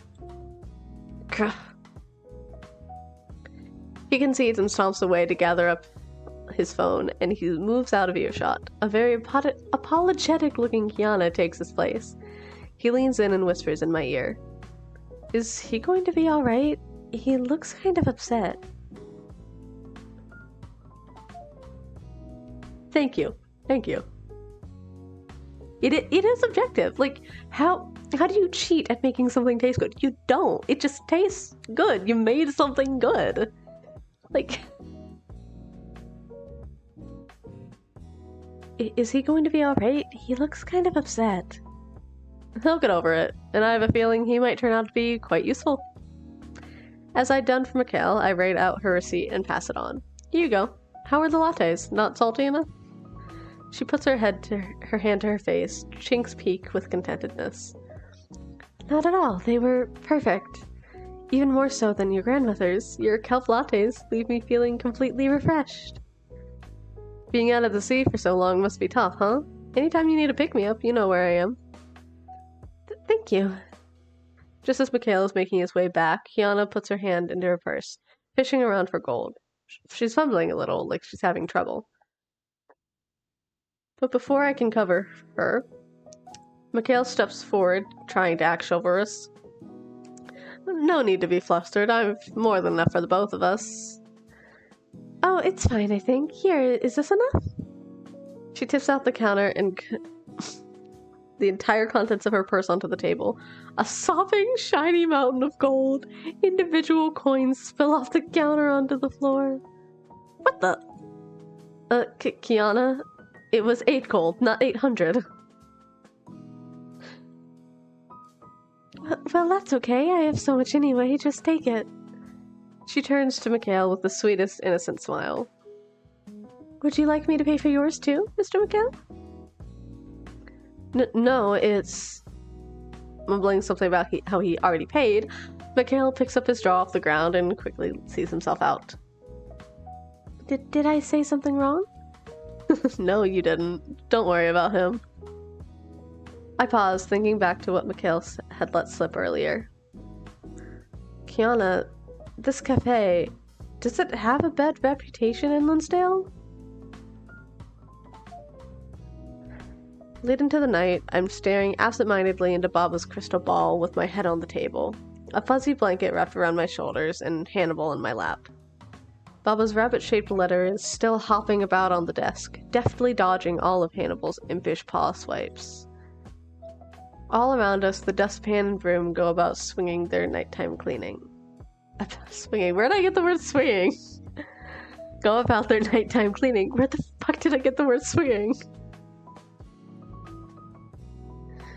Nika! here, baby. Please? Please? Please? Please? She's just staring at me, unsure.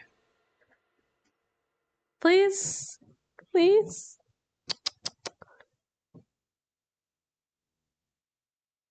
I've reduced myself to begging for my cat's love. Oh. Nighttime cleaning. Sweep, sweep. Sweep, sweep, sweep. I still can't stop thinking about it. Terrible reviews. That's what he said. Kiana didn't seem to know anything about it, but then again, I doubt she'd pay much attention to something like that. No reason not to just find out myself after once and for all. I slipped my phone from my pocket, punched in a few keywords, and hit enter. Sure enough, it turns up a dozen results. None of them good. About this, at least, it turns out Mikhail hadn't been exaggerating after all. Dismal star ratings, mentions of the crummy decor, photographic evidence of bad service. There's even one that looks like a secret shot taken from under someone's armpit. No way. Bob was just plain asleep in this one. At the counter, just not even trying to hide it. All of the public reviews, at least, seem to have been written from the point of view of outsiders, but that doesn't comfort me much. It only means that Linsdale residents still care enough about Baba as a friend not to out her online. And let me guess, all these ratings go back... Yep, 3 years. Not so subtly back to the end of my last summer at Linsdale. Suddenly extremely irked all over again, I grab a pillow and hurl it into the general direction of the bookcase. Several old ledgers come tumbling down and clatter on the ground. Honestly, Baba, you're a powerful witch. If you didn't want to run a cafe in the first place, why didn't you literally just do anything else? This is exactly why Dad's always worried about you. After screaming out some of my frustrations into the void, a mood. I haul myself over to the tatty pile of books and start gathering them up. I can read, I promise. I promise I can read. I'm a junior in college, I can read. Animal trots near, stepping all over the letters, then curls up on them for a snooze. She's about as helpful as a sixth toe. You are too, Nika. You know what? She doesn't get to decide. I'm bringing her.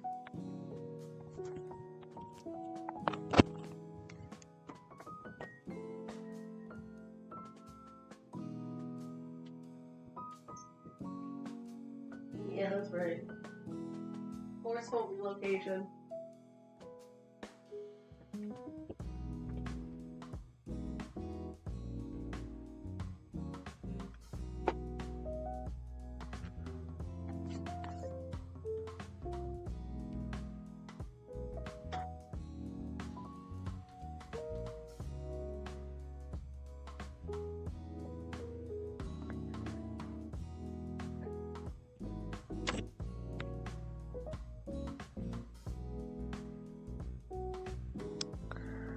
She is here.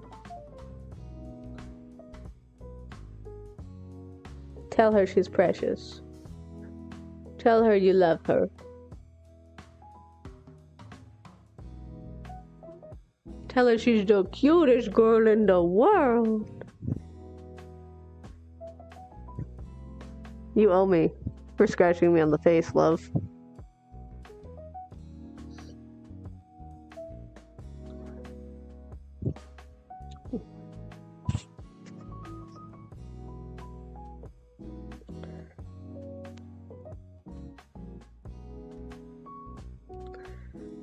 She's about as helpful as a sixth toe. What about you, Didn't think to mention that tidbit, did you? You're staying. The truth is, even if her heart had ever really been in the cafe, I know exactly why Baba chose to stay in Linsdale after all these years. Once she'd laughed and told me it was because she could lie on the sand in a bikini drinking coconut juice every day, but really, it was because of all those shirtless surfers, wasn't it? I pick up the last of the letters, shaking a handful off the cover, but I stop when I realize it's this year's edition. Something in me holds back from returning it to the shelf before taking a peek inside. Come on, lay down. Lay down, please. Let me love you, child. Let me love you, my tiny baby child.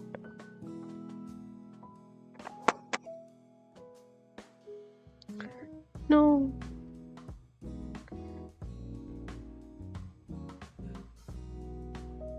A feeling, or more like a terrible witch's intuition, that Baba had more bony skeleton in her closet waiting for me to discover.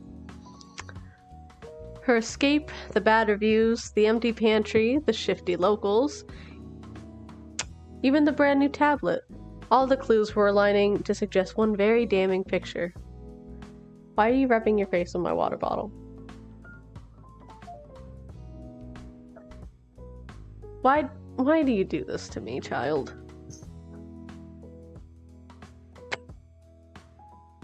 Look to the camera and express your guilt.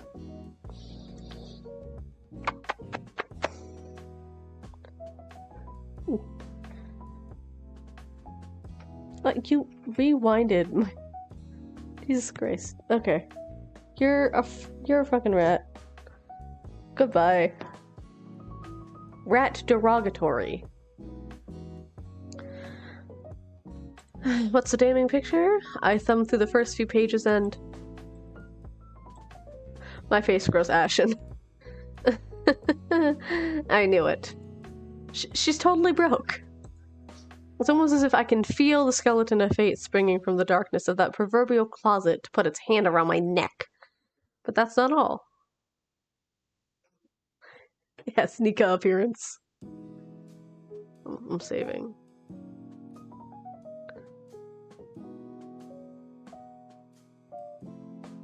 But that's not all. That derogatory, not possible. It is possible. Only when it's directed at her it's possible.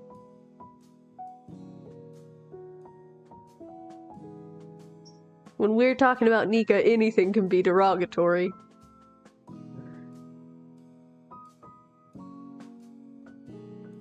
Fucking rat. Of a cat. Heathen child.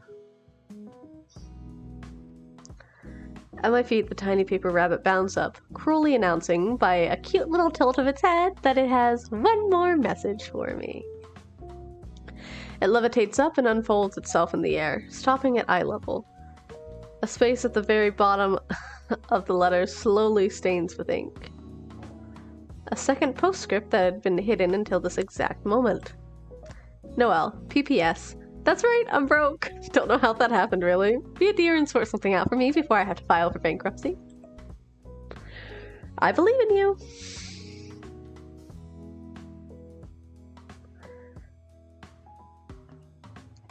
If I was left in this position, I would make as much money as possible and leave her with none of it. I don't care at this point. Like, I love you, I'm not playing the game.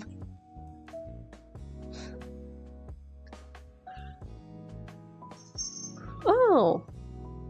Is that what Hannibal looks like? Oh, my eye itches. Hannibal's fluffy. And it looks kind of like a Siamese. Maybe a ragdoll. At the crack of dawn, the alarm goes off. My eyes snap open and I launch myself out of bed, almost burying a sleeping Hannibal in the duvet I shake off. Oh, the little desserts on the... Oh, all kind of cafe sweets. Is that a bunch of spell stuff? Ooh, that looks cool. Honestly, the artwork in this whole game is really pretty. I actually really like the detail on the back of that chair. Like,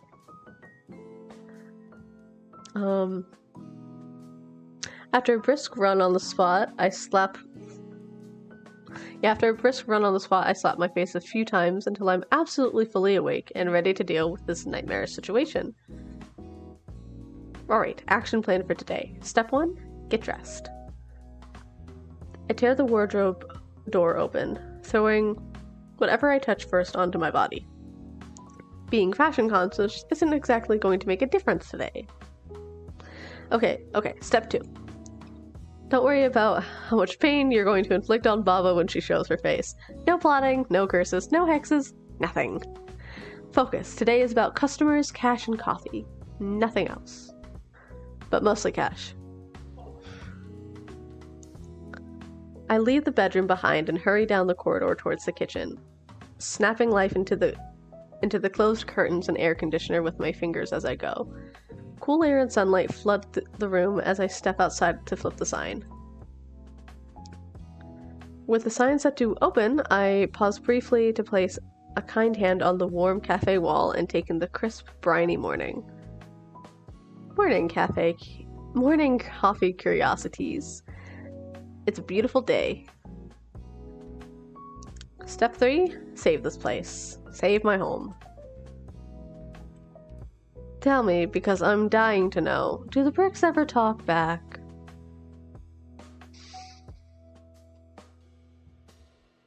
You'd be surprised how much bricks have to say after you've been hit with one in the head. I turn about to see him grinning mischievously, clearly in a better mood than I'd expected today. The bare skin peeking out above his t-shirt is already glistening a little from the tropical morning heat. Why you checking that, huh? Huh? You look... Don't say cute. Sweaty. Do you like sweaty? He throws his head back, laughing at my reaction before taking a few steps closer. I'm just teasing. Mostly. Listen, I did some thinking last night, over in the, well, quite honestly, very subpar hotel that I stayed in. My car's in for repairs, so looks like I'll be stuck here a while, you see. So I'm not here for a fight, but so long as I'm here, I will take another cup of that special house blend of yours. Every day, for research purposes only. Now that's the setup. That's... The image of the dusty old pile of ledgers in Bob's secret room flashes up in my mind. The red ink scrawled across their pages, zeros backing every number. Suddenly I'm feeling very amenable to keeping Mikhail around as much as possible. You'll never figure out the recipe for that blend. But, if you spend 20 gold a day, at least, for as long as you're here, and... You spend 20 gold a day, at least, for as long as you're here, and maybe I'll agree to let you in on the secret. A slow smile spreads across his face. Fine. Well, come in then. You're darkening my doorstep. He actually laughs a little at that. Charming. Don't I even get a hello? I reserve hospitality for customers I actually like. At the end of his second grande-sized cup, Mikhail composes himself, then pleats his fingers together and rests his arm on the counter. It's passable. Wouldn't kill you to exercise humility for 2 seconds and just admit it's the best coffee you've ever tasted. Now that the shock of the first dozen sips and the feeling of being put on his backside has worn off, it seems like Mikhail's able to at least pretend to be critical of the taste. Well, I suppose there's something to be said for the magic gradually losing its potency the more it's ingested. Nothing I can do about that. So, enlighten me. What's that? Mikhail tilts his chin towards the small signboard and chalk sticks I'd found yesterday inside the hatchbox, which are now lying on the countertop, waiting to be transformed into an advertising masterpiece. Coffee Curiosities is scrawled at the top in multicolored chalky block letters, along with a cascading list of some of the more attractive items on the menu. I wrote the wording late last night, but the sign's still most definitely missing some much-needed pizzazz. Pizzazz. Oh, that? It's one step of my grand marketing master plan. If that's your best attempt at marketing, I bet your first idea was a train wreck. How about you let the clear expert here give you some tips, and in return, you give me that recipe? Oh gee, how about, no? Just as he's opening his mouth again, the bell at the front of the door jingles, cutting Mikhail's needling short. Moments later, Kiana shyly peers inside. Oh hey, morning! Good morning, Noelle. Ah, and Mr. Mikhail. Well, good morning to see you two. Good morning to you two. Kiana takes a seat beside Mikhail, and while I start mixing up her cup latte, she spots a signboard and pastel chalks laying on the side. Her eyes immediately light up. Oh, you're making a cuisine menu board? Cuisine menu board, Kiana. What did she say? I must have blanked out on that. First time I'm actually opening it. Oh, menu. A menu board, you say? Yes, you have a look at our menu board. You mean board? No. Sounds of a ukulele start. And yep, the drawings of teacups. And yep, some drawings of teacups or cute animals, and it'll be ready to go outside. Can I help with the pictures? Sure. I mean, go ahead, knock yourself out. It'll be okay, right? I mean, her drawings must have improved at least a little bit, right? That's a pretty lousy interpretation of a penguin. Penguin? No, that's a tuna in a top hat. Oh, sweetie. Alright, now that's definitely a giraffe, right? Actually, it's an oarfish. Sweetie! A pelican? This one is a seahorse. At least they're all sweetie. Oh, honey! They both feel so bad. By now, the board is so smudged with chalk residue, there's nothing to be done but erase everything and start over. I quickly put a hand on Kiana's sagging shoulder before she can do any more good-intentioned damage. Don't worry, Kiana. If you want to help with marketing, you can help me with something else, okay? Okay. Why are you doing this? Is the cafe in a lot of trouble? I'd been delicately wiping the board clean with a wet cloth, but Kiana's comment stops me in my tracks. Since the moment I'd woken up this morning, I'd been putting on an energetic front, deliberately avoiding negative thoughts to trick even myself into believing I could do this alone. But, truthfully, I'm floundering, and I wouldn't want to lie to Kiana. So, despite Mikhail's snooping, beady-eyed presence, I decided to come clean. Well, actually, after openly divulging the situation and the alarming state of the ledgers I'd found the night before, Mikhail and Kiana both sit quiet and pensive for a minute. Surprisingly, Mikhail is the one to break the silence. Unsurprisingly, he goes straight back into the judgmental jabbing. Well, I may have some juicy tidbits for my blog yet. He leans back, shrugging his shoulders in a smug, exaggerated way. I mean, really, what did you expect? This place is practically falling apart. I begrudgingly cast my eyes over the room, unable to deny it. Ugh, I know. And there are earthquake-level cracks in the floor. I know. And the owner has a nasty habit of being mean to 50% of their paying customers. Do you take pleasure from being equal parts correct and infuriating? Always. Just when I expect him to follow up with yet more insults, Mikhail's face grows uncharacteristically serious. Look, just because your coffee is actually somewhat decent, I'll level with you. You want to dig yourself out of this mess, there's only one tool that's going to serve you best as a shovel. He slips his phone from his pocket and holds it up to my face as evidence. 3 words. Social media campaign. You need money, and the only way to guarantee that is to drag customers in on a wave. New people, city people, willing to spend. Outsiders who flock to this place for an authentic hook after you've spruced it up a little. Because let's face it, nobody in this town is willing to come here. Drop Linsdale like they've dropped you. You don't need them. What you need is fresh blood, an aggressive strategy. And luckily for you, I'm feeling unusually sympathetic, so I'll extend an olive branch just this once, and I'll make that happen. The bulk of his speech wrapped up, Mikhail leans back, Nick with his arms behind his head, a small smile playing onto the edge of his mouth. Fucking hell. Well, it's not like you'd stand a chance using this method without me. Looks like I'll have to agree to be your knight in shining armor just this once. Fuck no. Wait, no, I need to do my voice. Well,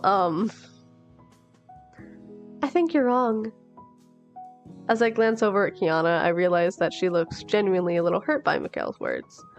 Linsdale is filled with good, kind people. Maybe they stopped coming to Coffee Curiosities because Noelle's grandmother didn't run the cafe very well. But they really are good. We shouldn't hold that against them. I'm sure they will come back here if we try to, reach? Is that the right word? Out to them. Kiana. So, please don't give up on Linsdale yet, Noelle. If you could show the locals that this is a worthwhile place to come to, that the food and drinks are tasty, and that the service is good, this cafe will survive, right?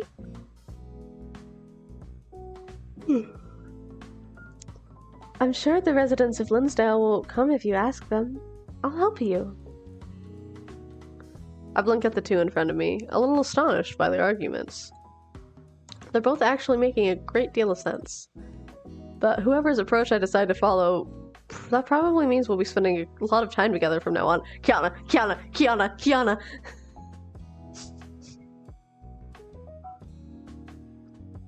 In that case, I guess I'll... Kiana.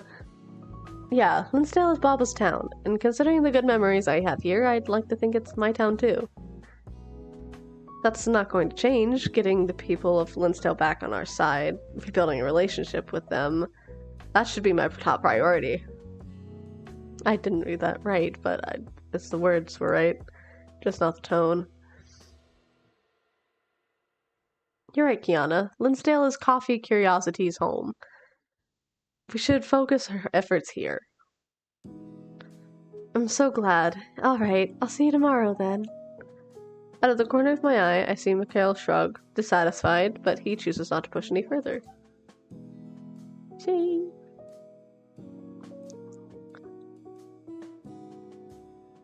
For the rest of the day, Kiana and Mikhail stay at the cafe, each offering advice from their own perspectives. Not a single other customers come into order, and for once I'm glad. Planning takes priority, and before we know it, our discussion has stretched out well into the afternoon and beyond, until the sunset calls an end to our little council. As night rolls in, I say goodbye to a sleepy Kiana and Mikhail, close up and decide to catch an early night myself, knowing I'll need all the rest I can get to prepare for the toil ahead. My head hits the pillow and my eyes immediately grow heavy. I have just enough awareness left in my brain to wonder how well this new partnership of mine is really going to work out, before I slip off into a troubled sleep. They just like me for real.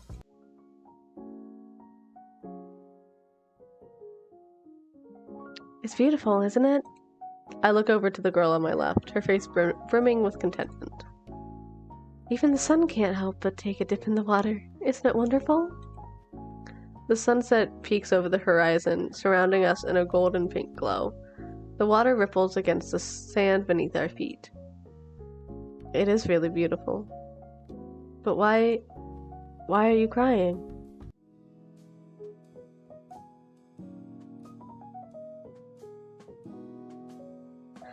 Ugh. We were so excited to get ideas rolling yesterday, but now I have to actually start working on them all. Just like me for real. Why is brainstorming so much more fun than actually doing any of the ideas? Yeah. Me when I brainstorm writing stuff. I hesitantly throw the covers off my bed, disturbing Hannibal in the process. You keep disturbing the baby. Kiana will probably be here in an hour or so. I shouldn't make her wait. As usual, no one is clamoring at the door to order. I wonder how many people even know we're open for business. I get out the room while thinking about our action plan. Sweep. First, this place needs a whole makeover. It looks like it hasn't seen a customer since Baba was a kid. The walls need patching. Maybe we can throw a new coat of paint on, some decorations. Next, we need a marketing campaign, whatever that means. Mikhail mentioned it, but it sounded like a bunch of business nonsense. But we have some practical ideas for getting the word out, like flyers and promotions. Kiana and I can figure that out later once we get done with renovations. We also need to finish the new menu. Baba never had the best taste for what's hip. Ugh, where do we even start? Good morning! Good morning. I turn around to greet Kiana, only to see her lugging in arms full of paint supplies, carpentry tools, and more. What is all that? Tools! Does she even know what half of them are for? What are we gonna do with all of it? You said this place could use a fresh coat of paint, so I brought some, and some brushes. She holds up a hammer and screws. Oh, and this is for the walls. Kiana's idea of home improvement sure is a lot less funny when I picture her doing it to the cafe. Okay, let's see. Set all that down over here and not scratch up the tile. Where did you get?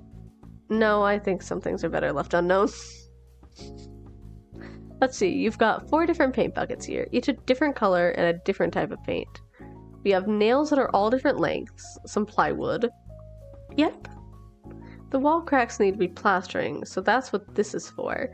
The paint is for covering up plaster, and this paint is for repainting all the walls with scuff-resistant material. We'll need some new decorations, so depending on what the studs are in the walls, we might need different length nails, and some screws just in case, and need repairs. This paint is just for the furniture. It's glossy but durable and should give them all brand new shine. She might actually know her stuff.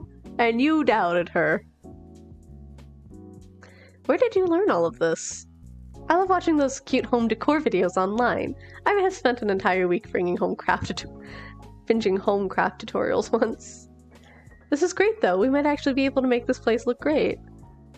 I certainly didn't know the difference in paint and nail types. I'll start replastering the cracks. You can place this tarp down and repaint the tables. Sounds good. Can't believe you doubted her. Ugh, I thought painting was fun. No, it's just a pain. I'm just repainting tables. Why is it so tiring? I look over at Kiana, who's staring at a replastered crack, wiping a bead of sweat from her brow. We've barely started, but I already feel so indebted to her. I couldn't have done this alone. I can't do this alone. Just her being here makes me feel so much more confident. I can't let our efforts go to waste. Cool. Alright. Kiana jumps at my sudden outburst. We haven't said anything in the past hour. Is something the matter? It's lunchtime, that's what. Take a break and I'll make us something to eat. It's already been a few hours, huh? Alright, I'll let you handle it. What are you thinking about? How about, Eggs Benedict? For lunch? I don't have the heart to tell her I haven't had breakfast yet. Yeah, why not? Sure. She walks over to one of the chairs I hadn't started fixing and closes her eyes. I take out the eggs and muffins, but sneak a glance at her at times. She's deep in thought on something. We haven't spoken in years, but here we are, thrown into fixing this broken mess. What happened? What's happened since I left? Kiana? She snaps out of her thoughts. Yes? What have you been up to? It feels like I spend half my time at home and half my time wandering up here. What do you do up here? Some humans aren't the most keen on what's best for everybody, and that includes what's best for mermaids. A few corporations in town have been discreetly polluting the waters, not enough to be immediately lethal to us, but enough to hurt us over generations. They're not doing it out of malice. I want to autocorrect it, but I shouldn't. Out of malice, but just not caring. I know it's important to her character. Thinking about their numbers rather than the living things they might be affecting. I think she means malice, but I digress. I'm sorry to hear that. What can you even do about it? I can stand outside their offices and yell. My father gave me permission to venture out to the human world to try to stop this, but it's easier said than done. The corporations don't want to listen to problems. They want cost-effective solutions. But I won't give up. I haven't given up on the past 172 board meetings, so I won't be stopped yet.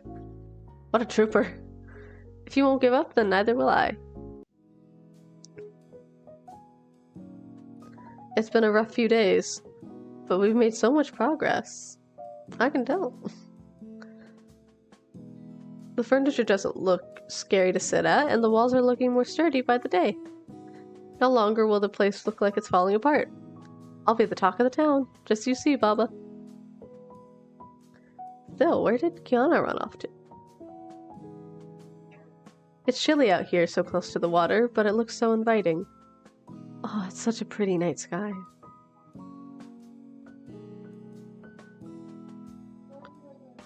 Kiana and I would spend so much time out here enjoying the view and the cool touch of the water.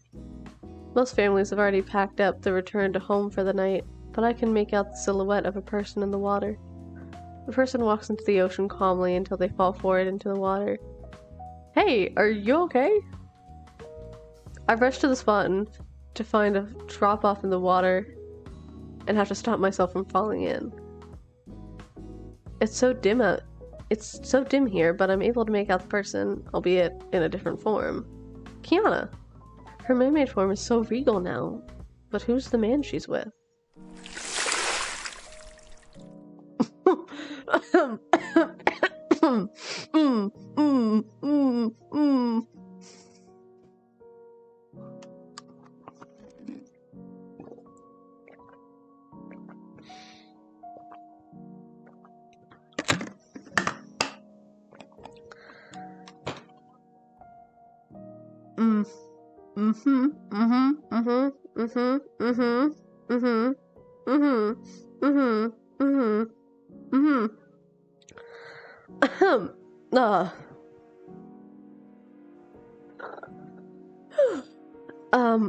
Have they agreed to the new policies? I haven't checked in with them yet. What were you doing the past few days? Laakia? Oh, so that's her sea name. You're not to be idling about. You're to fix this. Do I need to send someone else to finish your job? No, I'll finish it, Father. People are hurting. We can stop that. Remember that. She's... Oh, God. Sorry, it's just the gay panic. It's just the gay panic.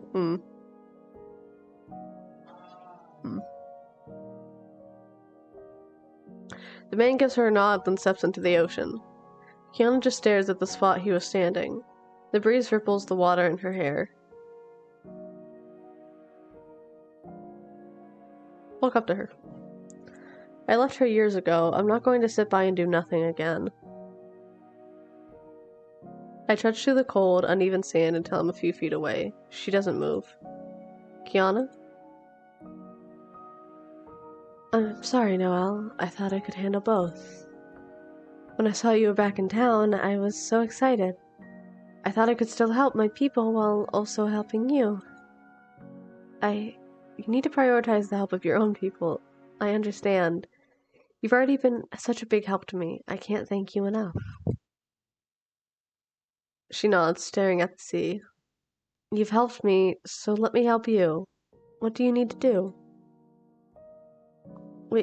Well, we still need the city to sign off on the new restrictions that would force corporations in town to dump waste in a new, secure facility. But just mermaids backing it won't be enough. They gave me a stack of papers for a petition. It'll need at least hundreds of names before the city council will consider a new anti-pollution bill. So we need more people on board. Wait, what was that marketing campaign thing Mikhail was talking about? What might help with what? It's an eco-friendly thing. That could be the spin the cafe needs to stand out. You said we need a hook, right? I have to be careful not to mention why Kiana's adamant about this conservation effort. Yes, but... Okay, so you want to go green with the cafe and help promote this local issue. How are you going to do it? The bill needs at least 1,000 signatures before it'll be reviewed by the city council. We can help advertise that with the opening of the cafe. Let people experience an environmentally friendly dining experience. Yes!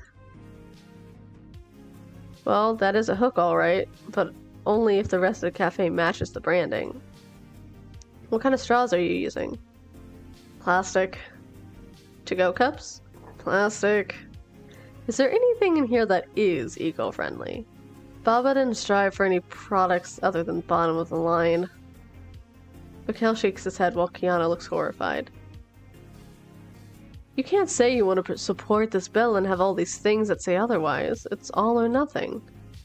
Yeah, we'll get some of those paper biodegradable to-go cups and metal straws for drinks here.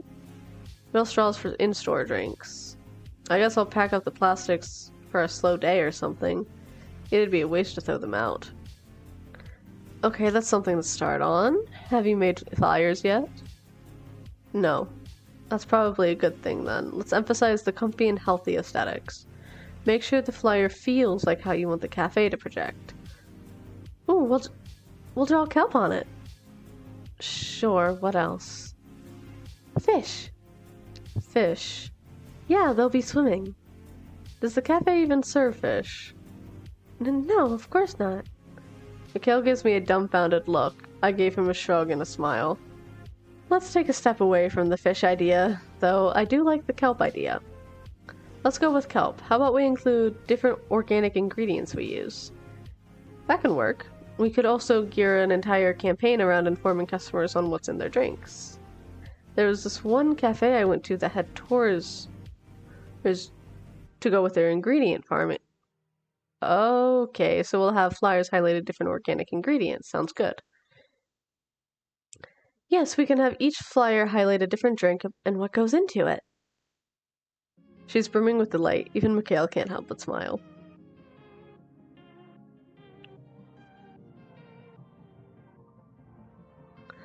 I'll start on the flyers now.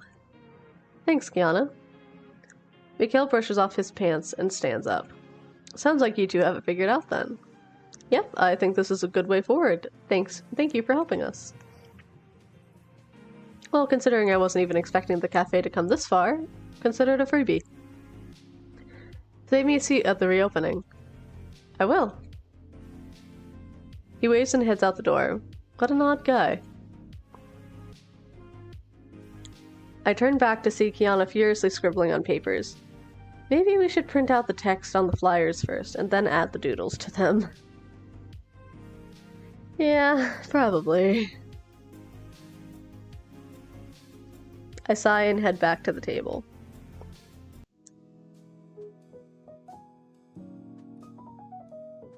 I'm still not over her mermaid form.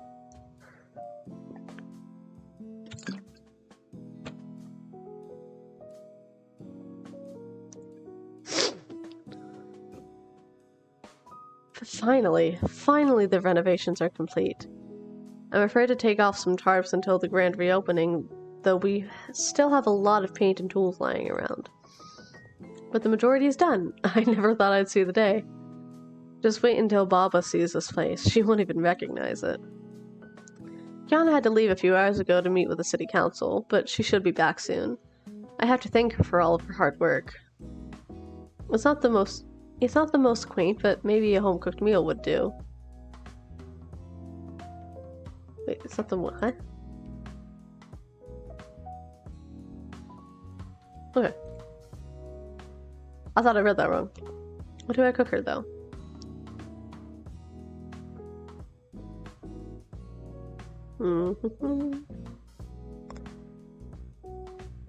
What's in pasta primavera? I need to check.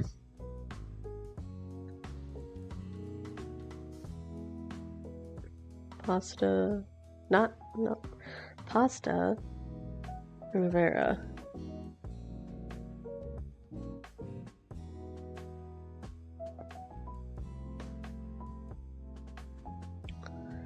Ingredients, give me the ingredients.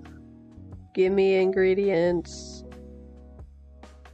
Penne pasta, salt, olive oil, veggies, Italian. Okay. Pasta primavera. I feel like that would go good. I feel like that'll go over well. Let me make her some pasta primavera. She'll love all the veggies. I grab out some vegetables and start chopping away. I can't forget the sun-dried tomatoes. I never pictured myself returning here in this way. Baba gone, the shop in disarray, reuniting with Kiana. It's been a wild couple weeks for sure. But I don't regret it.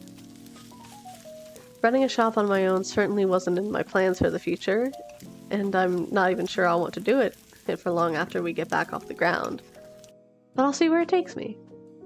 Of course, I'm not even sure if I'll get back off the ground. I put in so much work renovating it, but it'll be useless if people still keep the stigma of how it was in their minds. I can't let all of our hard work go to waste. Kiana's put so much effort into this. She's worried about her people's health, and yet she's still here helping me so much. What a good friend. Friend? Coming in. Kiana steps in with a dejected look. Do I want to know how the council meeting went? No. They told us we'll need even more signatures to get it to pass. What? How many? She pulls out a stack of papers. All of these? All of them have to be verifiable signatures too, not just random names. She slumps down on the couch. It's like they just don't care. They can't see the damage, they don't feel the damage, so they just don't care. They think it's beyond their control. If I could show them what it's doing, they'd change their minds. If I could just drag them underwater. Let's avoid you getting arrested for kidnapping. I sit down across from her and place a hand on hers. We'll figure out a way, trust me. I just wish I believed that. She idly flips through her phone, an older version of a smartphone she got secondhand from somewhere, while I go back to tending to dinner. I don't know much about her home, but I know it's far below the water. Too far from consumer-grade equipment to reach. They've adapted in their own ways to the darkness with ways of having natural light, but a typical consumer-grade underwater camera would never be able to document down there. Unless we were to get a dive team with recording equipment, we'd never be able to show them what it's like down there right now, and that's if the city would even care. Ugh, now I'm even making myself depressed. I stir the pan vigorously, trying to refocus myself. Just a nice dinner for the two of us. We can worry about the cafe and the bill tomorrow. Just some quiet time. Alright, here we are. I set the pasta primavera down in front of her. Her worries quickly fade as she smells the food. Let me turn on the light. I quickly walk over to the light switch and flick them on to figure out which one is for where she's sitting. Then I finally find the one for her table, the light burnt crusts. Heck, when was the last time Baba replaced these bulbs? I'll get a replacement. Just wait. I run to the back of the shop to one of Baba's knick-knack cupboards, but it's in vain. There's no light bulbs for the ceiling lights. Well, at least she has some candles. So, long story short, no more light bulbs, but we have candles.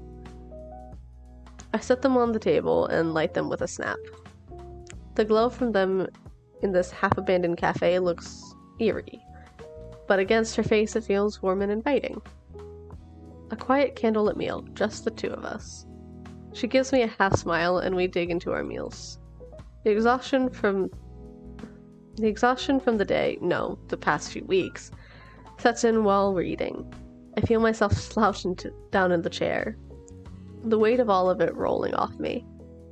We both eat most of our food in silence before slowing down and meagerly picking at it. Kiana idly pokes at a bell pepper slice. I never realized how nice it was to sit down with someone for a quiet meal like this.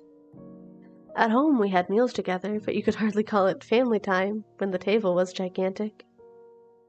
We never had the casual sit-down time. Everything was clear under the pretense of being noble. She rests her fork down. I love them all, but it's so suffocating. My brother and sisters all act fine with it. Maybe they aren't, but they hide it.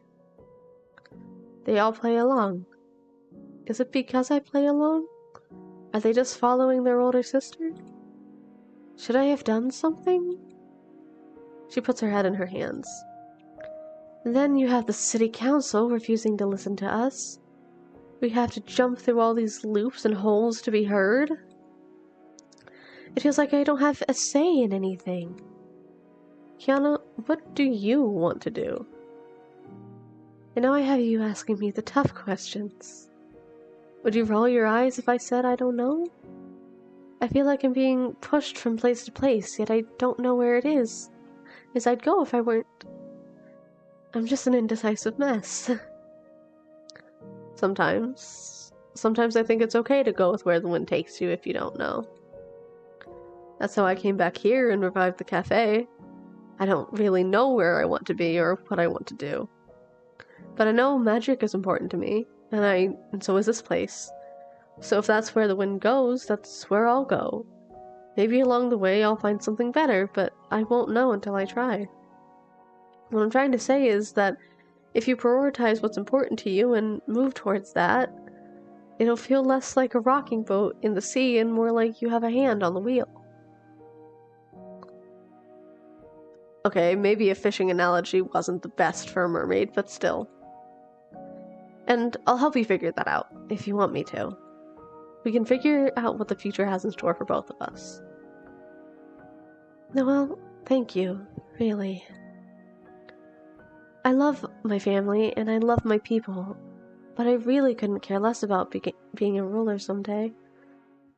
I want to help them all, but I feel like I could do more groundwork right now. But I didn't say we had to figure out everything right now. We can do it together on our own terms. She nods, giving me a serene smile in the dim lighting.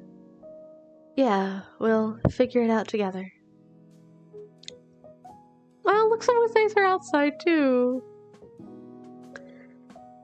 Come to our cafe's grand reopening. Kana waves her flyer in her hand at the crowds, hoping to pique at least someone's attention. The two of us has been out here for a solid hour with not many people biting.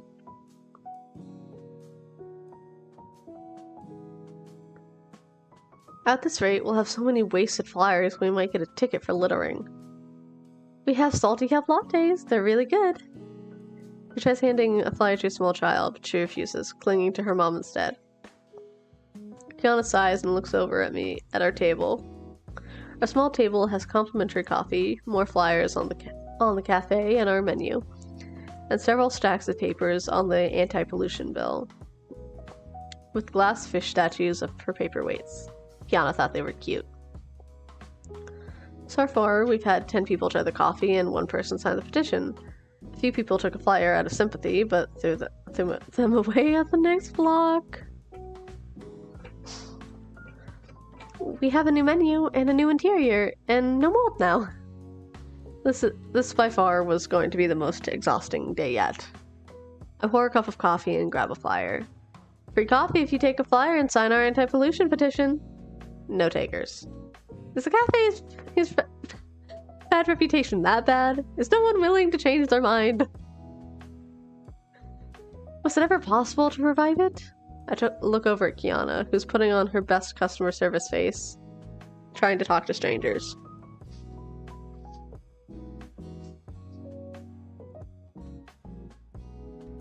I want someone to throw them a bone. Even amidst other people's health crisis, even amidst this failing cafe, she refuses to give up. Neither can I. Oh, that's cute. This looks much nicer than before. I grab the boxes of leftover to-go cups and plastics and pile them into a small cart. Outside, Kiana is still trying her best, so I'll try something too. I push the cart outside and head down a few blocks. It's been a few years, but I remember being a popular beachside cafe down here. The owners were always pretty nice. Even if we can't get back off the ground, even if all of this won't go anywhere, I can try my hardest. And that's how I'll forge my own path. The cafe is busy as usual. It's around noon after all. People are happily chatting in the booths, sipping on their lattes, and eating beach-inspired blue bundt cakes. I leave the cart outside as I walk up to the counter. The lady recognizes me instantly. Oh, Noelle, it's been so long. How are you doing? I'm fine, thanks. I finished high school almost a month ago, and I came back for the summer. That's good to hear. How's your grandmother? I'm probably on the run from debtors. She's away right now. I hope she's doing well. She's special. Such an interesting person to have around. What brings you over here? Want a slice of our chocolate chip beach bundt cake? Actually, I've been renovating Baba's Cafe to reopen it. We're going with an eco-friendly theming, so I got rid of all the plastic to-go packages, but didn't want to throw them away. I came to see if you wanted them. I've got them outside on a cart.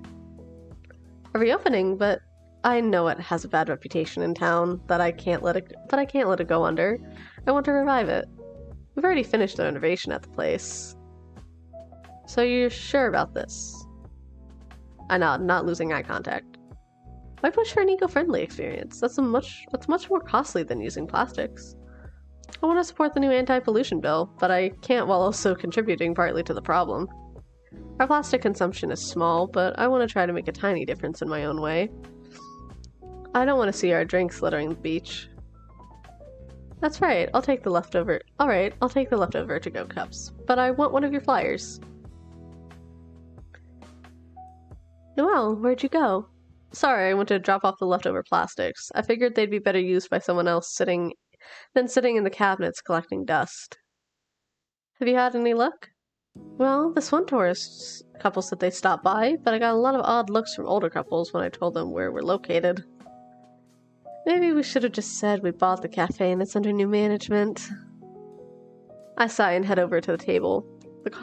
Honestly, that would have been a good idea. The coffee is lukewarm in the thermos, and the petition has 3 more names on it. Hey! That's 4 signatures in a day. That's good.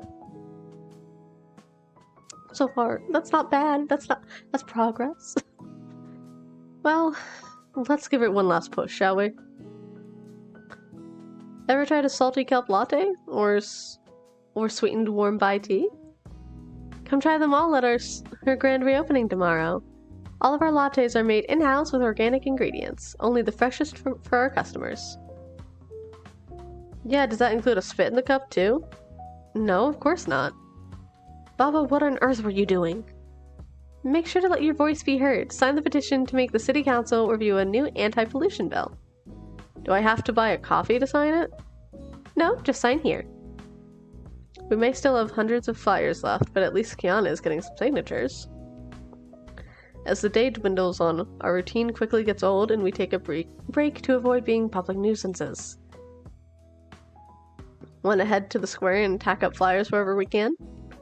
Let's go! The square is easily the busiest place in town right now as people are getting off work and heading to the entertainment and eating places. Droves of people are walking around, talking, drinking, and more. It's a prime spot for business, but it's also a prime spot for advertisement. We can't stand around with the flyers here or else we'll be loitering and asked to leave. But we can walk around to the local corkboards. On every wall and back alley, there are corkboards for local advertisements, typically special events like concerts or book signings. They'll be the perfect place to add some of our flyers to. You head left and I'll head right. Got it. We head off in separate directions. I head towards the bars and music venue, while Kiana goes towards the restaurants and boutiques. Most of the boards are already covered in tacks and half-ripped posters, but I still try to find a place for ours. I place a couple on open tables and come across tables I come across that aren't attached to an eatery, and I ask a bookstore if I can leave some on their counter. The flyers quickly start to run out as I go from block to block, placing them wherever I can. Even if people don't see them in time for the opening, they'll see them this week and come by later. Yeah, definitely. Empty? Empty. I guess we're done for the day then. Let's head back. Thank you, Kiana. Even if tomorrow doesn't go well, even if I have to close this place for good, I want you to know that I'm truly grateful for everything you've poured into this. Once the cafe reopens, I know you'll have to go back to dedicating all your time to helping your people. But I still want to hang out with you when you're not busy.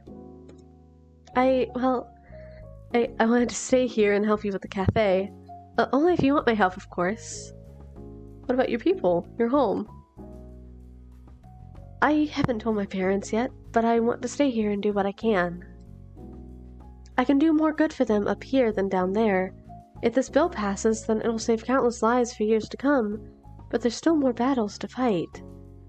Maybe in a year or two I'll realize I've done all I can and I should go home, but I won't know unless I see where this wind will take me and stay here first. We've been brought together again for a reason, and I want to see this through just a bit longer.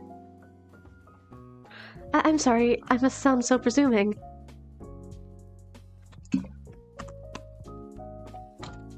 Maybe she means presumptuous.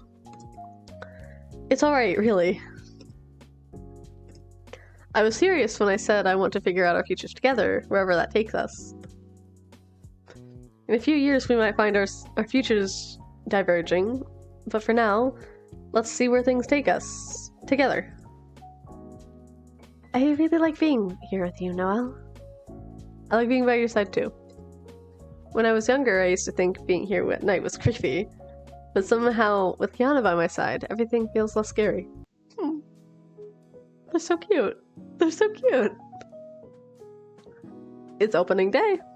I need to make sure we have change for customers paying with big bills, and the plants need watering, and curtains need to be dusting, and we've been preparing for weeks, but it feels like I still have a lot left to do.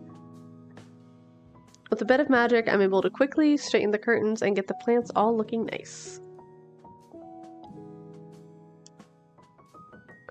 Okay, since it's reopening day now, and I've been playing for almost 2.5 hours, I think that's a good stopping point. Oof.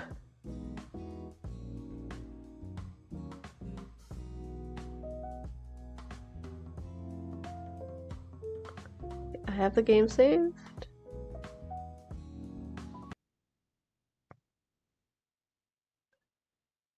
Yes, I want to quit.